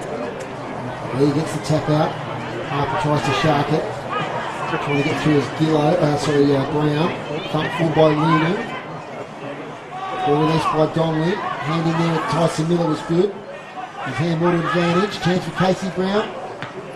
Off balance when he kicks, but he gets it nicely. He's paid the mark. He's paid the mark. He held that just a regulation amount of time, I'd say. The fellow commentators have their doubts, I think. Have to look at the replay. The arm might have been over. Yeah, I've got a replay here. Let's have a look. Not one of those Tony Brand bumps in the field. Dave Gruber. No, he's paying the mark. Our statistician here, Dave Gruber. So it's shot and goal now by Thorpe. Might give them half a chance if he can nail this one. 35 out, directly in front, which Thorpe has missed. Away to the left. 5-5-35. 8-18-66. Jay Foon has the ball. Decides to come towards us here in the commentary position. When he goes direct though, straight to Harper, who takes the mark, probably within range. He's kicked 2 today. We're sitting at 27 possessions to three-quarter time, including 12 in the third quarter. Distance won't be a problem for him. So Jamie Harper trying to atone for that recent miss by Mitch Thorpe. Harper skips in, right on the 50 as he delivers. It's going to fall short. Thorpe's there for fly. Can't take the mark. Off hands into the pocket. Try there by Tyson Miller over the boundary line. Boundary throw-in. Jason to the left hand behind post. It's the Bombers by 31 points. Yes, and still beautiful bright sunshine. Barely a cloud in the sky. Windsor Park just bathed in sunshine. Big crowd, as we've mentioned several times throughout the broadcast. Throw in, deep in the forward pocket. Tap down towards one of Launceston's better players there in Danillan, who overran on that occasion and the ball went out of bounds. And there'll be a secondary throw-in deep in that forward pocket. Might end up in the fence down there. I can't quite see It's been a scuffle. exactly what's going on, but the boundary umpire, oblivious to that, he's just throwing the ball in. And Lee gets in front, gets the tap down, goes in the direction there of Bristow. The ball goes out now, and Bannister runs onto it, breaks 1, 2, 3 tackles, handballs off to his teammate there in Van Bruin, and he kicks it out of the fence towards centre wing on the far side of the ground. Running onto it out there is the Launceston player who has been thrown to the ground with the ball, and I think the field umpire will have no option but to throw that up on centre wing, far side of the ground. Launceston 5-5, 35, North Launceston 8-18, 66. We're going towards the third of the final term elapsed as Ponting takes the ball, pinpoints a beautiful pass. Certainly a good player, ends up back with Richard now as he runs past and then kicks in towards Rushton. Rushton pushes and shoves a little bit. He'll go to the top of the square. He kicks it off the ground. Thank you, Mr. Rushton. Kicks his second in the final term. If he didn't put the nail in the coffin with the first goal, he certainly put it in, you'd have to suggest, with the second. And North Launceston move along now to 9 goals, 18-72. Launceston 5-5, 35.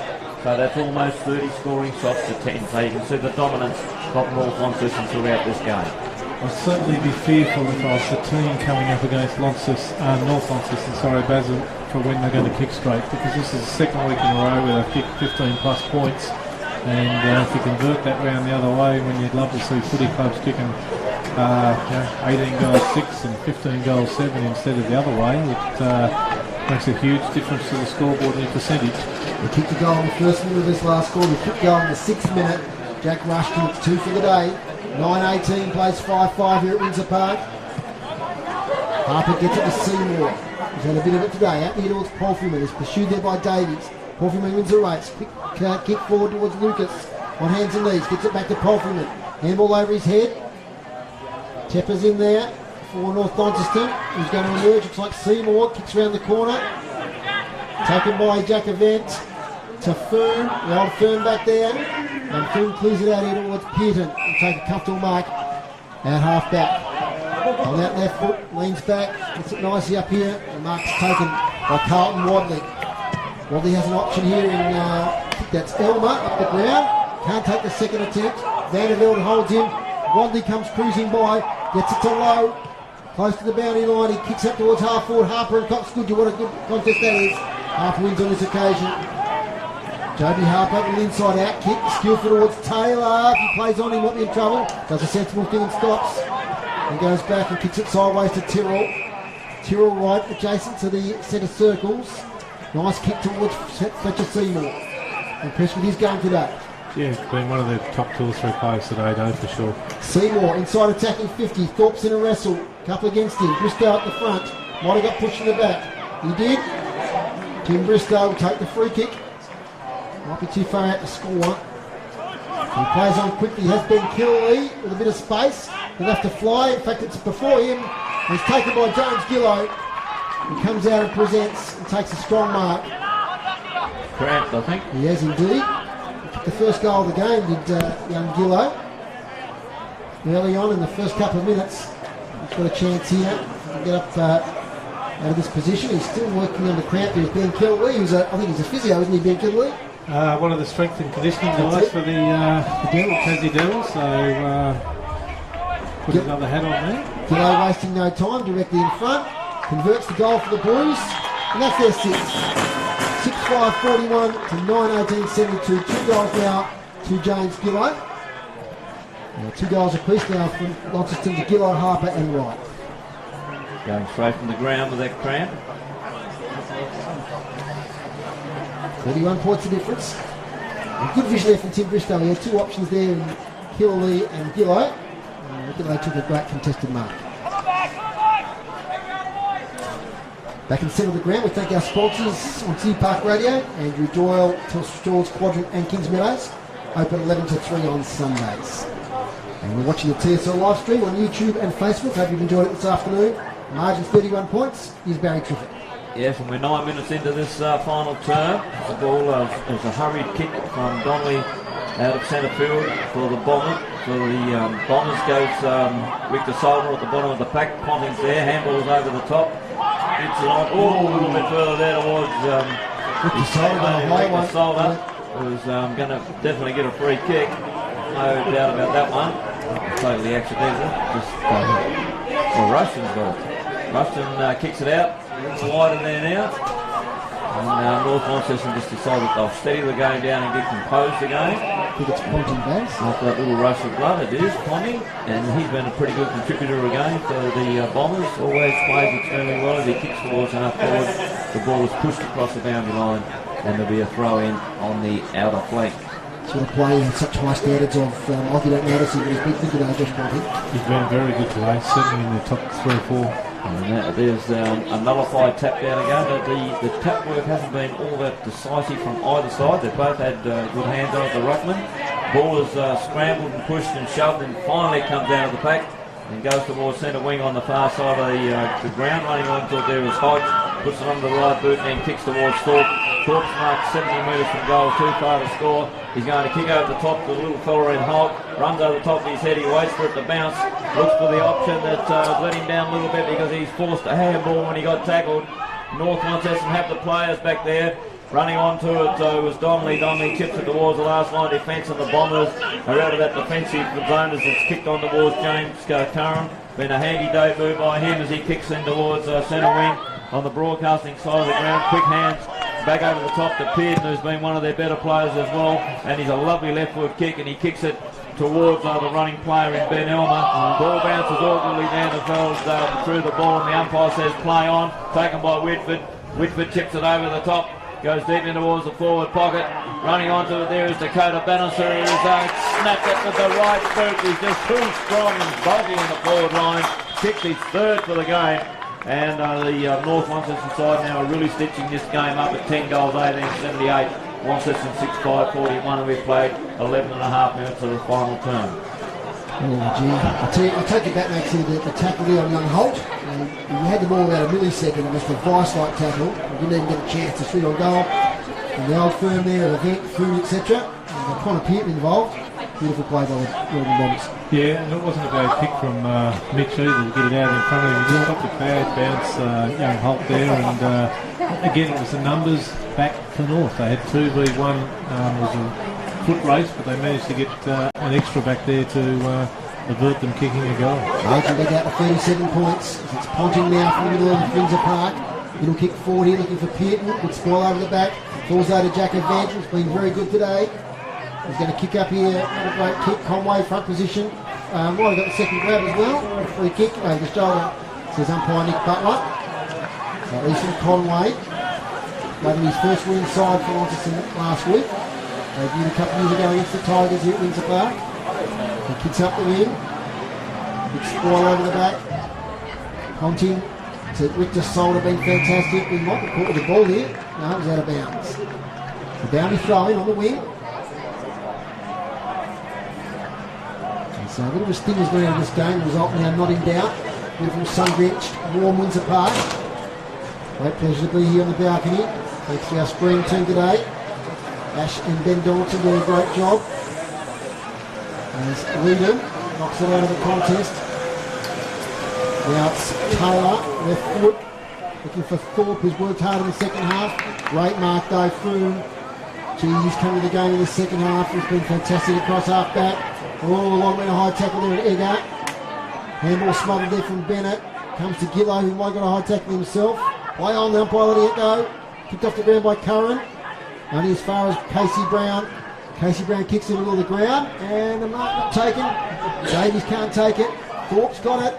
Kicks inside 50 to the advantage of Bristow. Can he pick it up? He hasn't quite got the pace against Young. Gives the handball over the top to right. This way, that way, left foot. Kicks towards goal to Alex Wright. Across the face, one behind. 6-6-42 Launceston. North Launceston 10-18, 78, 13 and 3/4 minutes gone. Yes, and the North Launceston kick in from full-back, comes to the broadcasting side of the ground. Curran floats in underneath it and takes a nice strong mark on half-back. Kicks a beautifully weighted pass towards Bannister. He's really, the further the game's gone, just the better he's got. And he kicks towards the half forward. Feet was taken out from underneath the player there in Elmer, but the umpire said it was all clear and allows Launceston's defence in, gets it on towards Seymour. He's on half back, just back of the centre circle, kicks out here towards Smith, who's got two opponents. Somehow he beats him, but he's got nobody on offer, so he's forced to go backwards. The kick's a terrible one. Gets it on out to his teammate.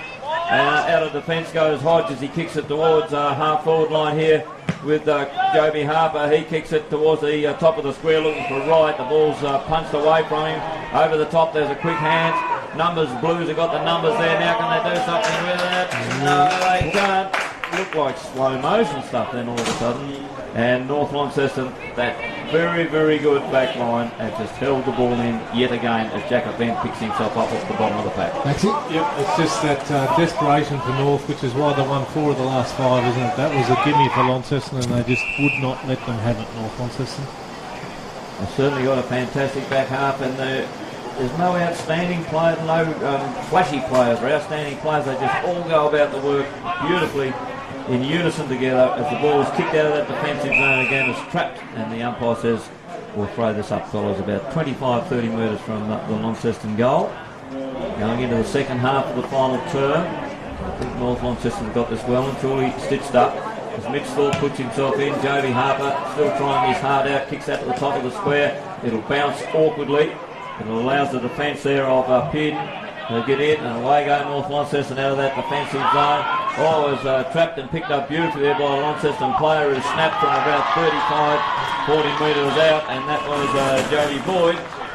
And couldn't quite pick him up over there, and as he come out of the shadows and into the sun, and Jody Boyd kicks his first goal for the day, a much needed goal to keep Launceston somewhere within contact.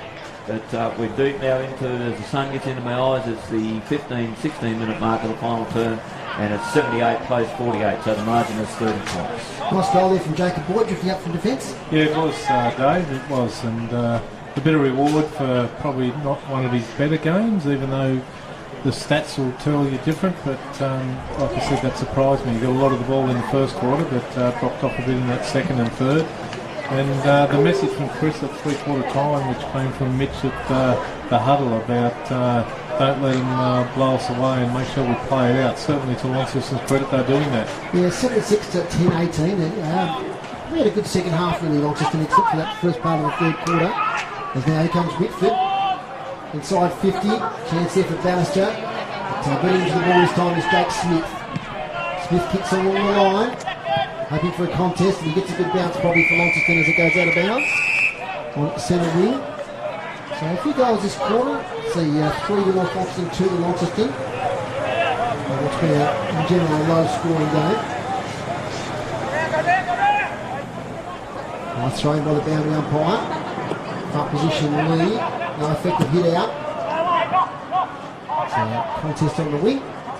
That gives a chance to look at a couple of team stats here. Inside 50s this quarter, 7 to Launceston, 5 to North Launceston. So that more play inside 50. Clearances 7 to 6, Launceston to 8. So shared this quarter fairly evenly. Here comes Casey Brown, nice spin out to Polford into Seymour. He gathers the ball in. Polford under pressure has to kick just inside the boundary line. They'll fly here with Gillow. Harper was there as well. Mopping up now is Van Buren. Handball to Bennett. To Event. They'll switch nicely here. Simpson can take the mark and he can. Ben Simpson relief from the back line for North Launceston. Yeah, he gets the ball on further to Connie Young. He chips it out of defence, goes deep on the outer side there, looking for a flying Tom Donnelly. He kicks it a little bit further down to Ruston. He's on the half forward line now and then kicks it deep inside the 50-metre circle. And the only player there is Ben Elmer for North Launceston. There was 2 or 3 Launceston players around him, but he just stood tall and took a nice strong mark 40 metres from goal. On an angle of about 35-40 degrees, he'll have a deliberate shot. The sun on his back, kicking to the town end. And he's already kicked the goal in the second term. Gone a long way back under the Dennis Lilly run. We're coming in from about 40 metres. There's the bend down on that one.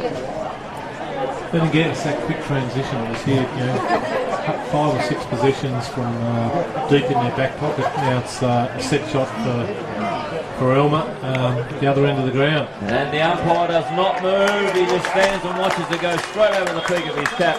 And Elmer kicks his second goal for the day. And North Launceston now moving along to 11. Was it Dave? 11 goals, 18-84. So Launceston 7-6, 48. We've played 19 and a quarter minutes of the final term. Really good transition of the ball then from North Launceston. They were caught out in this forward pocket in front of us. They got the numbers back, couple of quick handballs, a good clearing kick over to young Simpson. He just waited the handball to the next guy and away they went. Big game coming from May the 4th. North Launceston and Glenorchy at Newcastle Stadium. We'll be there for that one. Those two great rivals over the last 5 or 6 years. Played a couple of grand finals, a couple of epics. A lovely bounce by the umpire. Falls there White, who's on the ball. Gets tackled straight away. I think it's too high, but White doesn't agree. He's probably a bit closer than me. Close. Still got plenty of strength and vigour, these players, Maxie. Oh, that's what they train to do. That's why they get the big bucks. Alex Wright up towards half forward. Tyson Miller over the back. Gets a hand to it, can't complete the mark. On the follow-up, Miller picks up in towards Toby Lucas. Up against Aaron Richter Soldo. Richter Soldo to accomplish on that occasion. Here's it out here towards Simpson.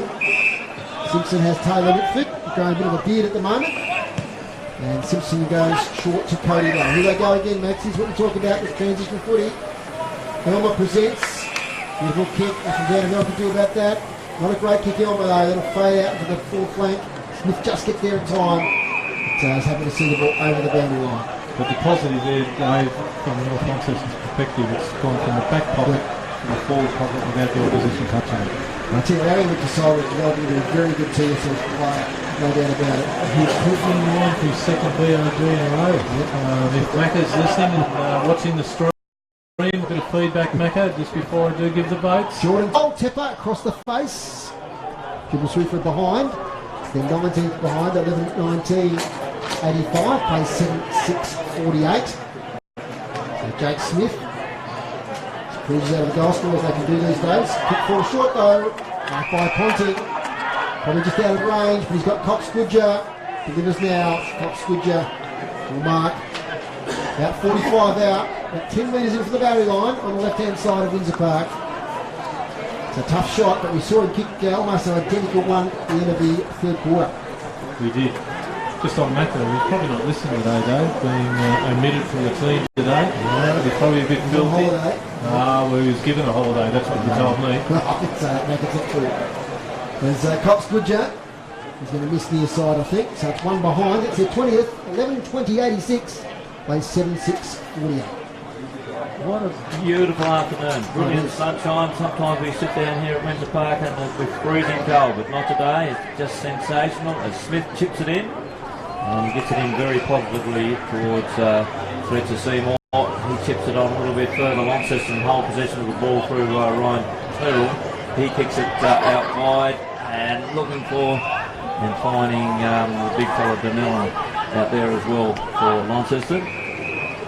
North, I think, have just said, well, we'll just cruise the line out. We just get the feeling that they believe they've done enough, and I think they certainly have. As it ends up with a Launceston player there on half court on the other side of the ground who kicks it towards Thorpe. Thorpe waits for the ball to bounce, uses his body beautifully, and then chips, and I think it's spun back. One of those ones they kick along the ground these days. And Mitch Thorpe kicks a goal deep into the dying seconds of this game here at Windsor Park, and that's his first for the game. And Launceston now move along to 8 goals, 6-54. North Launceston 11-20, 86, 23 minutes into this final time. When you look at the North team, Dave, there's a big guy sitting over there on the bench by the name of Bartholomew. Yes. McCullough. He hasn't played this year to date either, so he'll be a good in for them in the coming weeks. Was named today in the twos, but elected to have a rest. He just got back from his honeymoon in the last few days, I believe. Yep. He was named in the twos, but I reckon they'll go straight back to the seniors for Bart. We'll wait and see. He's certainly a big player they need back in the team. Lovely bounce down again to Nick Butler. Lead it to Taylor. Another chance here for Launceston. They're finding this game out well. Probably another 5 minutes left. Taken here by Van Buren. Over to Tepper. Not a great handball. Tepper to reach for it. He's up against Leadham. I'll tell you what, Leadham showed some great agility, the big fella, but it's now with Whitford. He kicks inside 50, bit of a wrestle there. Over the back, here's Ben Elmer. If you can pick it up, you can have a snap-on goal. And a lovely smeller there by Jack Taylor. Good defensive footy. Out of bounds. The game's opened up a little bit this quarter. It's 4 goals to 3. So that's 7 goals. That's the most we've seen in any quarter today. The games do that a bit, Dave, as the players get tired, as silly as it sounds, it opens up a little bit because we're not all getting to the contest and you can all run that little bit harder to the space, and the space is there rather than just in tight and contested footy all the time. Harper has been a great player today for Launceston, tapping to the ground by 2. And ball up. Seagulls circling here at Windsor Park. Around the lead, no doubt.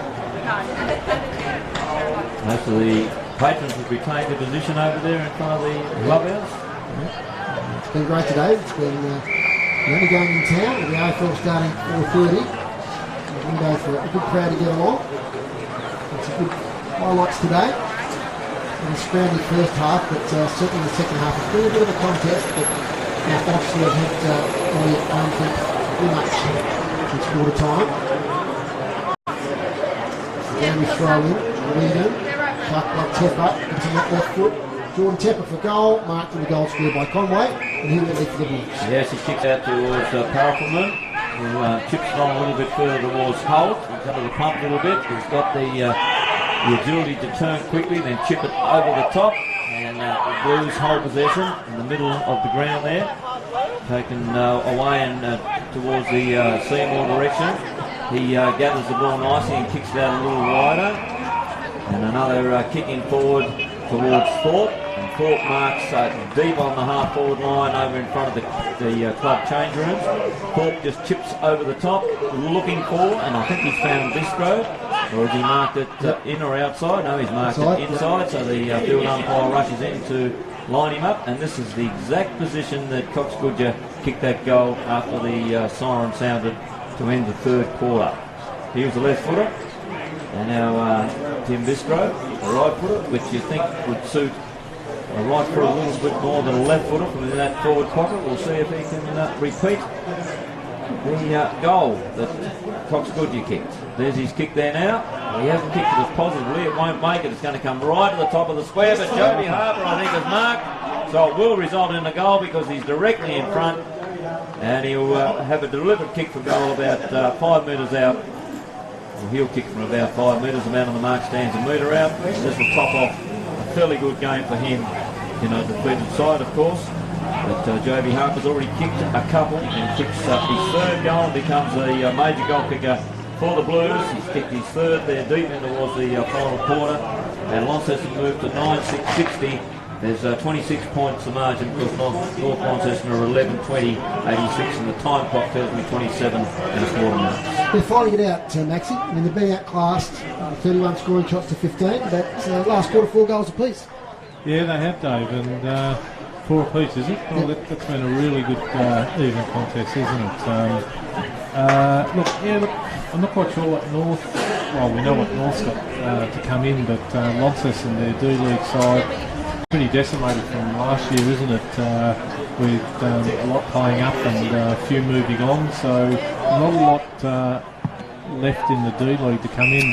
We're beaten comprehensively. That will be the knock on Launceston this year if they get a few injuries. Yeah. They haven't got the depth they've had in past years. So back in the middle, ball up. Well done by Lowe, but Sharky by Seymour has got better as the game's gone. Kyle Gareth Holt falls over, opens the door here for a host of bombers. Liam Davies, over now to Pearton on the wing. Pearton loves that left foot, kicks it, penetrating kick inside 50, looking for Bannister. And looks like Jake Smith's holding by the arm, yes. And Dakota Bannister, who has kicked 3 goals today, and he's returned to TSL footy. It's a long way out. Stiff angle for our radio listeners. He's probably about 45 out, 10 metres into the boundary. So Dakota Bannister with the right shoulder strap. A few patrons want to fix right there. I'm supposed to be the manager, right? Let's turn that down a little bit. Here comes Bannister. Delivers for goal, Dakota Bannister. It's another one, is it? Right on the side. That's a goal. Umpire says it's a goal. Caps off a fantastic game for Dakota Bannister. That's 4 goals and a convincing win this afternoon from North Launceston. Final score here at Windsor Park, 12-20-92. Launceston 9-6-60. And a fantastic shot for goal there by Dakota Bannister. And as I said, a great return today to the North Launceston side. Victory today, North Launceston by 32 points. Chris Sayers out of the ground. He's going to try and get a bit of movement if we can with somebody. So while we're waiting for that, the goal kicker's bats. Well, Dakota Bannister kicked his 4th goal right on the siren there to be the major contributor in the entire game today. Then we go to 2 apiece to Taylor Whitford, also Jack Rushton, who kicked 2 in that final term within about a minute. And Ben Elmer kicked a couple as well, singles to Ben Simpson and Brad Coxwoodger. And for Launceston, major contributor was Joby Harper, who topped off a great game with 3 goals rather, 1 in the first, the 3rd and the 4th. 2 apiece to Alex Wright and also James Gillow. Singles to Mitch Thorpe and Jacob Paul. The goal figures in this TSL clash here at Windsor Park on a beautiful Easter Friday sunny afternoon. Maxie, your thoughts, and I've got my eye on Chris Sayers, so I'll cut across you if you get somebody for us. Yep, sure. Thanks, Dave. Look, I think it was the result was what we expected. What was the end margin there? It was 32 points. 32 points. You were 2 points out, Dave. You said 5 goals, so you were pretty close. You were a good judge of footy. Some really good individual efforts overall today, and I'll pick through these best players for both sides and give them 3, 2 and 1 if you like before Chris gets someone out there on the field if we can. But in fact, I think Chris might have Taylor Whitford. I think he'd rather not have an interview. That's all right. In fact, no, he might have. Chris, you got Taylor with you there? Yes, I have, mate. Taylor, well done. Congratulations. You were happy with 3 of those quarters. What happened in the first quarter here? Yeah, I mean, coming out after the bye, disappointed. Just following the first quarter. Second. Kicked 12-20. Kicked 20-12 again. So, yeah, after the first. Are they concerned, all those points? It's a concern. So, take it where it is. You've got a new player, James John. Yeah, I thought he was really, really good actually. Good every time, and we knew what he'd give. Good sportsman, great kids. So yeah, good on him. Next week, Lauderdale road trip. Looking forward to going down the highway. We've got 2 tough matches. We've got Lauderdale, then Milwaukee, then we finish with North Harbour after the round playing everyone. So we've got a tough couple of weeks coming up. So we knew that. So we've got to play a little bit better today. From the national level. Thanks to Chris Sayers down there and Taylor Whitford. Taylor pretty happy as the teams are moving to the side of the ground now. Maxie, can you help me out here? Are we looking at some sort of data on it? No, the Adam Sanders medal. Of course. Yes, the Adam Sanders medal. What about that one? We have to give it to the best player on the ground. I might give me 3, 2, 1. Yeah, they've done that to him. Basil and I have a chat. They'll do the team stats where you figure out 3, 2, 1. Maxie, so let's look at the team stats here. The hit-outs over the day, Launceston 43-39. That's a great battle of luck there, Baz. Both there in the leader. Both contributed, I think, to their team's performance today. They both played really well. They both ran the game out, so that's pleasing for big fellas, isn't it? And the clearances are pretty even, 30-26. Tackles, 58 North Launceston, 56 Launceston, so both teams hard at it there. Inside 50s, North Launceston, as you expect over the day, 47-34. Marks inside 50. Launceston actually had 5 in that last quarter, so they got on top in that stat there. But over the day, it's 12-9. And the free kicks, I think it was a very well played game, Baz. I think we have to say that. Oh, brilliantly we just didn't notice him today. And, young Casey Fellows, I tell you what, he's only 16 years of age. He's already umpiring TSL footy. Yes, and he's going to be a future umpire in the big league, I would think. Yep. Guys gathering around for the Adam Sanders medal. Just while we're waiting to see if we can pick up who wins that, Baz. Your thoughts of the day?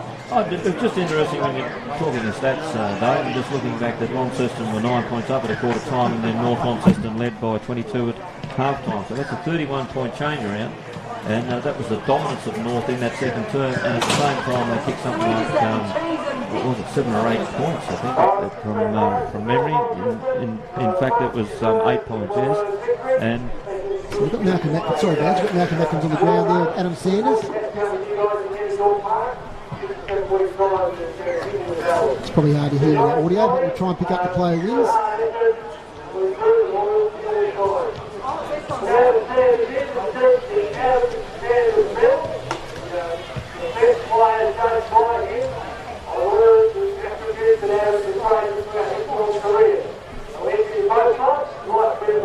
Was Adam Sanders played with both Launceston and North Launceston. So number 14, Arian Richter-Solder, is the Adam Sanders medalist for the first hit out here in Good Friday footy for 2019, and well deserved. Yep. Let's give you 3, 2 and 1 now, Maxie. We can reveal it now after that decision was made. I think you agree with the judges there. I did. Pressure was off, Dave. Certainly the 3, 2 and 1 for the day. I go 3 votes to Aaron Richter-Solder. He didn't let anything go past him today, whether it be on the ground or in the air. He's a candidate for Mark of the Year of that absolute ripper he took over in front of the Lonnie Football Club rooms. 2 votes to the towering, bustling, brutal Dakota Bannister for his 4 goals down forward, and I imagine in the next couple of weeks he'll be drifting into the midfield a little bit more once McCulloch's back as a tall target for North. And I couldn't go past Launceston's best player today, who finished off with 3 goals as well. Gave him one vote, Joby Harper. Okay, so in our City Park Radio Player of the Year award, 3 to Aaron Richter-Solder for North Launceston, 2 for Dakota Bannister, 1 for Joby Harper. As North Launceston make their way off the ground. We're going to wrap up fairly quickly from the screen here, and also on City Park Radio. Just some better players for Launceston, Maxie? Yeah, for Launceston, I thought obviously Joby stood out over four quarters. I thought Fletcher Bennett, haven't seen him play a lot of football, but Fletcher Seymour, and he was outstanding and tried his hardest for 4 quarters. One of their unheralded smaller guys, Brendan Taylor, I thought he got a lot of the ball and used it constructively throughout the day, and also young Jack Canellan didn't stop trying all day and got his fair share of the ball and used it reasonably well for most of the opportunities that he had also. And the other players, we've highlighted a couple of Bannister and also Aaron Richter-Solder, but I suppose the whole back line of North Launceston was superb today, weren't they? Yeah, they were. They just shut them down very early. It looked like it was going to be a really good contest those first couple of minutes when Launceston kicked goals through Gillow and Joby Harper, I think, early on in that quarter, but they led for that period in the first quarter, and then it was all North Launceston after that. And Liam Davies was another impressive recruit for them, and he's fitted in extremely well. Ponting, he was ever reliable, and while it took Foon a little while to get into the game, certainly the second half he was instrumental in blocking a few of the forward thrusts for Launceston as well. Okay, Baz, thanks for joining us. We'll join you again. Join us again on May the 4th for the North Launceston Gawalki game. It should be a ripper at Utah Stadium. Yep, coming up in a couple of weeks' time, not far away. Thanks to our special Dave Gruber. Great job as always. It's been fantastic to have that at my fingertips today. Thanks to Chris on the boundary, Chris Sayer. Thanks to you, Maxie. No worries at all. We'll see you next Sunday at Utah Stadium for the Devils versus Western Jets. Get along there, everyone. Watch the future of football. Thanks to Chris Ball back in the studio, and also thanks to our cameraman here, Ben Dalton, and also Ash in the studio producing the stream as well. Appreciate your efforts. Final score here today at Windsor Park. It was North Launceston 12-20-92, Launceston 9-6-60. Bye for now from Windsor Park.